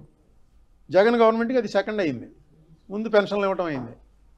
పెన్షన్లు ఇచ్చిన వాళ్ళందరూ ఓట్లు వేస్తారు, నాకు ఇగో ఇంతమంది ఉన్నారు, ఇంత ఓటు బ్యాంక్ ఉంది, డెఫినెట్గా నెక్స్ట్ ఎలక్షన్ ఎక్కుతాను అని అతను ఆలోచన. పెన్షన్లు ఇచ్చేయగా, జీతాలు ఇచ్చేయగా అన్న మిగిలితే రోడ్లు వేస్తాడు, మిగలట్లేదు, ఏం చేస్తాడు? 5 ఏళ్లలో ఆ రోడ్డుని వేయలేకపోవడానికి ప్రధాన కారణం మీలాంటి వాళ్ళు ఎందుకు ప్రశ్నించట్లేదు అనేది నేను ఈ మధ్య మండపేట రోడ్డు వెళ్ళలేదు, వెళ్తే ప్రశ్నిస్తున్నాను అంటే వెళ్ళలేదు. నేను నిజంగా మీరు తప్పించుకుంటారు. నేను ప్రతిదీ ఇప్పుడు మా రాజమండ్రిలో ఫ్లైఓవర్ ఒకటి కడుతున్నారు, దాని మీద మాట్లాడాను. అక్కడ చాలా యాక్సిడెంట్లు అవుతున్నాయి, ఫ్లైఓవర్ అవసరం అని. ఇప్పుడు కడుతున్నాం, మనం వెళ్తున్నప్పుడు ఎక్కడైనా చూసి ఇక్కడ ఇది బాగోలేదంటే ప్రెస్ మీటే కదా నేను చెప్పేది, నేను చేసేది ఏమీ లేదు. నేను లెటర్స్ రాయటం కూడా మానేశాను. ఓన్లీ అంతకుముందు చంద్రబాబు నాయుడు గారు ఉన్నప్పుడు లెటర్లు రాసేవాడిని చంద్రబాబు నాయుడు గారికి. ఇప్పుడు జగన్మోహన్ రెడ్డి వచ్చిన తర్వాత ఏదైనా మీడియాలో చెప్పడమే. చెప్తే కొన్ని ఏవో ఫ్లైఓవర్ వేస్తున్నారు కాబట్టి ఓకే. ఇక రామోజీరావు దాంట్లో ఒక ఎఫిడవిట్ వేసాడు, సుప్రీంకోర్టు కేసులో ఎస్ఎల్పి ఫైల్ చేశాడు. మన ప్రెస్ మీట్ నుంచి చేశాడు అనుకుని మనం ఆనందించడమే, అతని కారణాలు వేరే ఉండొచ్చు. నేను చెప్తే వినేవాడు ఉంటే చెప్పచ్చు, ఆయన వెండో. మీ సీనియర్ పొలిటీషియన్గా ఉభయ గోదావరి జిల్లాలో అరుణ్ కుమార్ రాజకీయాల్లో ఉండాలని కోరుకునే వాళ్ళు చాలామంది ఉన్నారు. కానీ మీరు ఎన్నికల రాజకీయాల్లో నుంచి తప్పుకోవడానికి ప్రధాన కారణం డబ్బేనా?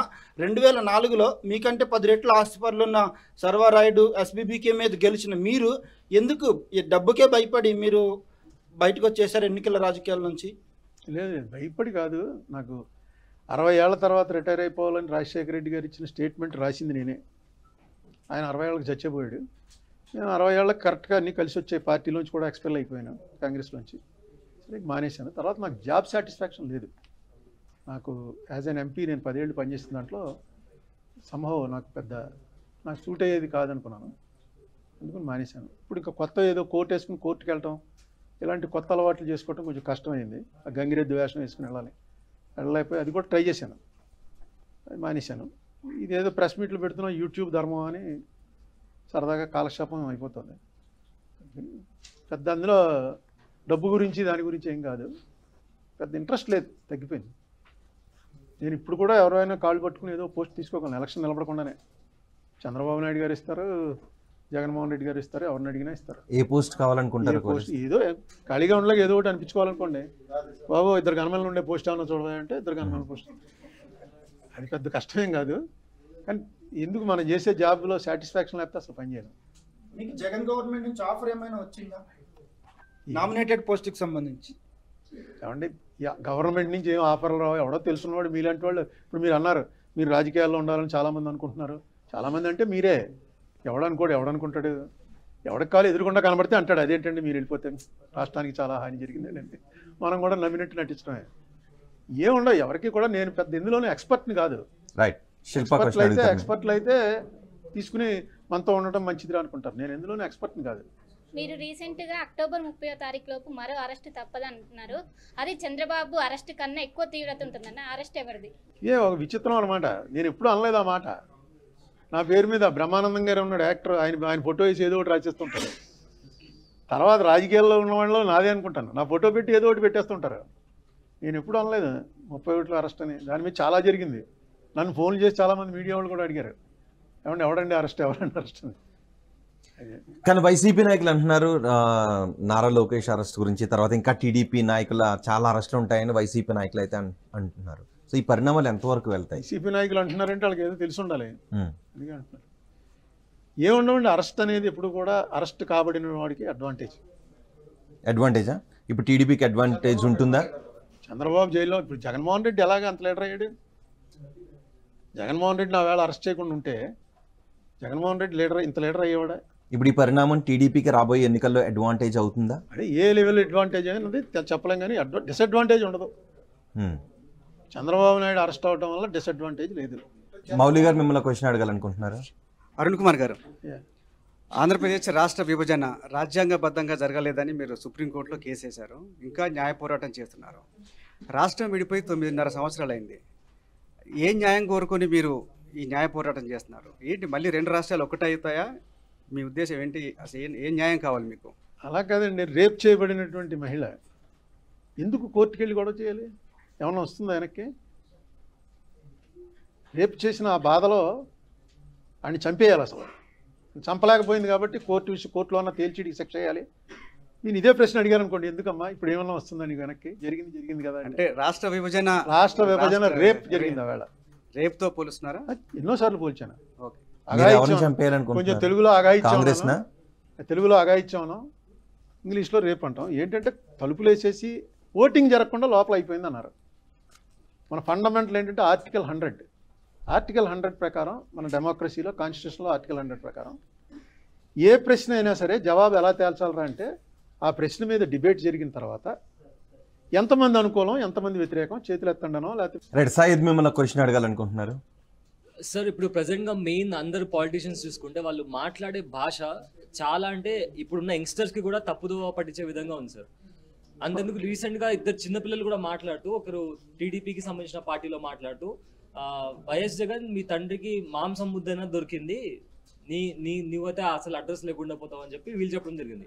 ఇటు వైఎస్ఆర్సీపీకి సంబంధించిన ఒక చిన్న పాప ఎవరు వైఎస్ఆర్సీపీని అడ్రస్ చేస్తూ మా జగన్ జోలికి ఎవరైనా వస్తే ఒక్కొక్కరి ప్రాణాలు గాల్లో లేచిపోతాయి, ఇలాంటి డైలాగ్స్. అలా చిన్న పిల్లలు కూడా సార్, అంటే కేవలం యూత్ని జెండాలు మోయడం కోసం పార్టీలు వాడుకొని అసలు రాష్ట్రాన్ని కూడా డెవలప్ చేయకుండా ఇటు యంగ్స్టర్స్ని కూడా తప్పుదోవ పట్టించే ప్రయత్నం కంప్లీట్గా పాలిటిషియన్స్ అనేవాళ్ళు ఒక మైండ్ అనేది కంప్లీట్గా కరప్ట్ చేసేలాగా కనిపిస్తుంది క్లియర్గా. ఇది ఇంకా ఇలానే ఇంకా దిగజారుకుంటూ పోతుంది. కానీ దీనికి సంబంధించి ఎలాంటి రాసేవాళ్ళు ఇంతకుముందు అన్న రచయితలు కానీ లేదా టీచర్స్ వాళ్ళు గవర్నమెంట్కి సంబంధించిన వాళ్ళు కొన్ని రాసేవాళ్ళు, ఇప్పుడు అవి కూడా కనుమరుగైపోయినాయి. సో ఇప్పుడు ఏ విధంగా మీరు అన్నట్లు ఆంధ్రప్రదేశ్ చాలా దీనమైన పరిస్థితి వెళ్ళిపోతుంది. దీన్ని మళ్ళీ ఇంకా రివోక్ అయ్యే పరిస్థితి లేదా? ఇంకా ఆంధ్రప్రదేశ్ పరిస్థితి కావచ్చు, దేశంలో కూడా చాలా చోట్ల హేట్ స్పీచ్కి సంబంధించి కూడా పెద్ద ఎత్తున యాక్టివిస్టులు కూడా పోరాడుతున్నారు. ఇది ఇంకా దీనికి ఇంకా ముగింపు అనేది ఉండదా? మీ మనసులో ఏముందో నా మనసులోనూ అదే ఉంది. అయితే జనరల్గా మారుతూ ఉంటుంది. కొన్నాళ్ళు పీక్లోకి వచ్చాక డ్రాప్ అవుతుందేమో అనుకోవాలి. ఈ బూతులు తిట్టుకోవడం అది పెద్దవాళ్ళు కూడా తిట్టేస్తున్నారు. ఇప్పుడు ఎవరో చిన్నపిల్లల్ని తీసుకొచ్చి ఐపీసీ అట్రాక్ట్ అవ్వకుండా చిన్న పిల్లల్ని తీసుకొచ్చి బూతులు తిట్టిస్తున్నారు. మాసం మొత్తం మిగిలింది అది ఇది అని. పెద్దవాళ్ళు మంత్రుల లెవెల్లో ఉన్నవాళ్ళు, ఎంపీలు, ఎమ్మెల్యేలు వాళ్ళు కూడా అలాంటి భాష వాడుతున్నారు. సో రాజకీయాలు అనేవి శత్రుత్వాల్లోకి వెళ్ళిపోయాయి. రాజకీయంలో వైరుధ్యాలే ఉంటాయి, శత్రుత్వాలు ఉండవు. ఓకే, అరుణ్ కుమార్ గారు, మీరు ఢిల్లీలో ఏం జరుగుతుంది అన్నది కూడా మీకు బాగా తెలుస్తుంది, ఎందుకంటే 10 ఏళ్ళు ఎంపీగా ఉన్నారు కాబట్టి. మొన్న లోకేష్ వెళ్ళి అమిత్ షాను కలవడం, పురంధేశ్వరంకు చొరవ తీసుకోవడం, ఈ పరిణామాన్ని ఎలా చూస్తారు? ఇవి న్యాచురలేనండి, ఇదేం కాదు పెద్ద. Chandrababu Naidu is a figure. ఆయన నేషనల్ లెవెల్లో చంద్రబాబు నాయుడు పేరు పొలిటికల్గా ఉన్న వాళ్ళందరికీ తెలుసున్న పేరు. Is one of the very popular leaders from south India. అందులో ఏమి సెకండ్ ఒపీనియన్ లేదు. అతను జైల్లో ఉన్నాడు అన్నది డెఫినెట్గా ఒక న్యూస్. అతను కొడుకు వస్తున్నాడంటే అమిత్ షా అపాయింట్మెంట్ ఇవ్వటం సహజంగా ఉంటుంది. అతను అమిత్ షాతో పర్సనల్గా మాట్లాడితే మళ్ళీ బయట మనం అంతా దాని మీద డిస్కస్ చేస్తామని కిషన్ రెడ్డిని ప్రెసిడెంట్ ఇద్దరిని పెట్టుకుని మాట్లాడుంటాడు. అలా బయటకు వచ్చి ఏమేమి వస్తాయో బయటకని. మనం చూశారుగా, మోడీ వచ్చి కేసీఆర్ నన్ను వచ్చి అడిగాడు కొడుకుని సీఎం చేయమని. అంటే భారత్ మాతాకి జై అన్నది ఏదో చెప్పాడు. అలా ఏదైనా చెప్పేసుకుంటారు బయటకు వచ్చి. మీరు ఏమంటారు దాని మీద, మోదీ అన్న వ్యాఖ్యల మీద? నేనేమంటాను, జరుగుంటుందా? జరిగినా ఇప్పుడు చెప్పడం తప్పండి. వెంటనే బయటకు వచ్చి, ఇప్పుడు నేను కేసీఆర్ని కలిశాను, కలిసి రోజంతా ఉన్నాం, రోజంతా సాయంత్రం వరకు కలిసి ఉన్నాం. ఆ వేళ బయటకు వచ్చి నేను ఏమన్నా చెప్తే దానికి వాల్యూ ఉంటుంది. కానీ ఇప్పుడు చెప్పాను అనుకోండి ఎలక్షన్ ముందు, దానికి ఏం వాల్యూ ఉంటుంది? అసలు చెప్పకూడదు. మోడీ లెవెల్లో స్టేచర్ ఉన్నవాడు పర్సనల్గా మాట్లాడుకున్నాం, బయట ఎలా చెప్తారు? పర్సనల్గా బోర్డు మాట్లాడుకుంటారు. అంటే we can go to any extent in politics అని మోడీ గారు ఒక చిన్న ఉదాహరణ ఇచ్చాడు అంతే. ఆ రోజే చెప్పుంటే ఆయన ఓకే ఈయనేమి దాచుకోడండి, వెంటనే బయటికి చెప్పేశాడండి. ఇన్నాళ్ళు అయిన తర్వాత ఎలక్షన్ ముందు వచ్చి వాడు కొడుకుని చేద్దాం అనుకుంటున్నాడు, నన్ను అడిగాడు అది ఇది అని చెప్పి అసలు చాలా ఒక్కసారిగా మోడీ ఇమేజ్ కొన్నది తప్పని ఒక 50 పాయింట్స్ పడిపోయింది. అలా ఆడకూడదు, చాలా తప్పు. ఓకే, మీరు ప్రగతి భవన్ అప్పుడు వెళ్ళి కలిశారు కదా, మళ్ళీ ఆ తర్వాత ఇప్పుడు కేసీఆర్ని కలవలేదు ఎందుకు? ఆయన బీజేపీ యాంటీ స్టాండ్ తీసుకున్నాడు కాబట్టి దాని మీద నేను ఎక్కువ బీజేపీకి యాంటీ అని తెలుసు, అందుకని పిలిచాడు అంతే. అంతటితో క్లోజ్. వాళ్ళు నేను చెప్పాను నాకు రాజకీయం అంటే, మీకు ఇప్పుడు ఏం చెప్పాను అదే చెప్పాను. నాకు ఇంకా పాలిటిక్స్లో ఏ రకమైన పోస్ట్ చేసేటువంటి ఇంట్రెస్ట్ లేదు. సో నేను ఇలా అంటే ఎక్కువ మాట్లాడాలి, బీజేపీ ఇలా చేస్తుంది, ఆయన చాలా హోంవర్క్ చేసుకుని ఉన్నాడు. ఇలా పనిచేస్తుంది, అలా పనిచేస్తుంది, బీజేపీ వాళ్ళ దేశానికి ఇన్ని ప్రమాదాలు ఉన్నాయి, నీలాంటి వాళ్ళు మాట్లాడపోతే అలాగే మాట్లాడతాను. ఇప్పుడు ఏపీలో జరుగుతున్న పరిణామాల నేపథ్యంలో పురంధేశ్వరి టీడీపీ కోవట్టుగా ప్రవర్తిస్తున్నారు, పనిచేస్తున్నారని వైసీపీ నేతలు అంటున్నారు. పురంధేశ్వరి మీరు ఒకే పార్టీలో కలిసి పనిచేశారు కాబట్టి నేను అనుకోను కోవర్ట్గా పనిచేయట్లేదు. డైరెక్ట్గా వెళ్ళి టీడీపీలో జాయిన్ అయిపోయినా, అంతా వాళ్ళ ఫాదర్ పార్టీయే కదా, కోవర్ట్గా ఏం పనిచేయక్కర్లేదు. నేను పురంధరేశ్వరి గారికి నాకు ఉన్నటువంటి స్వల్ప పరిచయంలో డెఫినెట్గా ఆవిడ గత్యంతరం లేక బీజేపీలోకి వెళ్ళింది, కానీ ఆవిడ కాంగ్రెస్లో ఉన్నప్పుడు నాకు తెలుసు కదా, కొన్ని మొరల్స్ మెయింటైన్ చేసే మనిషిని నాకు ఎందుకో, కొన్ని ప్రిన్సిపల్స్ మొరల్స్ ఉన్న మనిషే అని నేను అనుకుంటున్నాను. సో ఇలా కోవర్ట్ ఆపరేషన్లు అవి చేసేసిన అనుకోను, నేను అనుకోను. ప్రసాద్ కృష్ణ అడగను సార్, కాంగ్రెస్లో విలీనం చేస్తానంటూ కూడా వైఎస్ఆర్ కుమార్తె షర్మిల హడావిడి చేసింది. తర్వాత ఇప్పుడు ఒంటరిగా పోటీ చేస్తుంది. షర్మిల రాజకీయ భవిష్యత్తు ఎలా ఉండబోతుంది? ఏమో ఆవిడ స్టార్ట్, నేను ఎప్పుడు ఆవిడతో 1-to-1 మాట్లాడాలి. ఎక్కడ 2 చోట్ల కలిశాను, కానీ 1-to-1 ఎప్పుడు మాట్లాడే అవకాశం రాలేదు. డెఫినెట్గా రాజశేఖర రెడ్డి కూతురు కాబట్టి ఇవాళ క్వశ్చన్ వేయడం కూడా అదే కదా కారణం.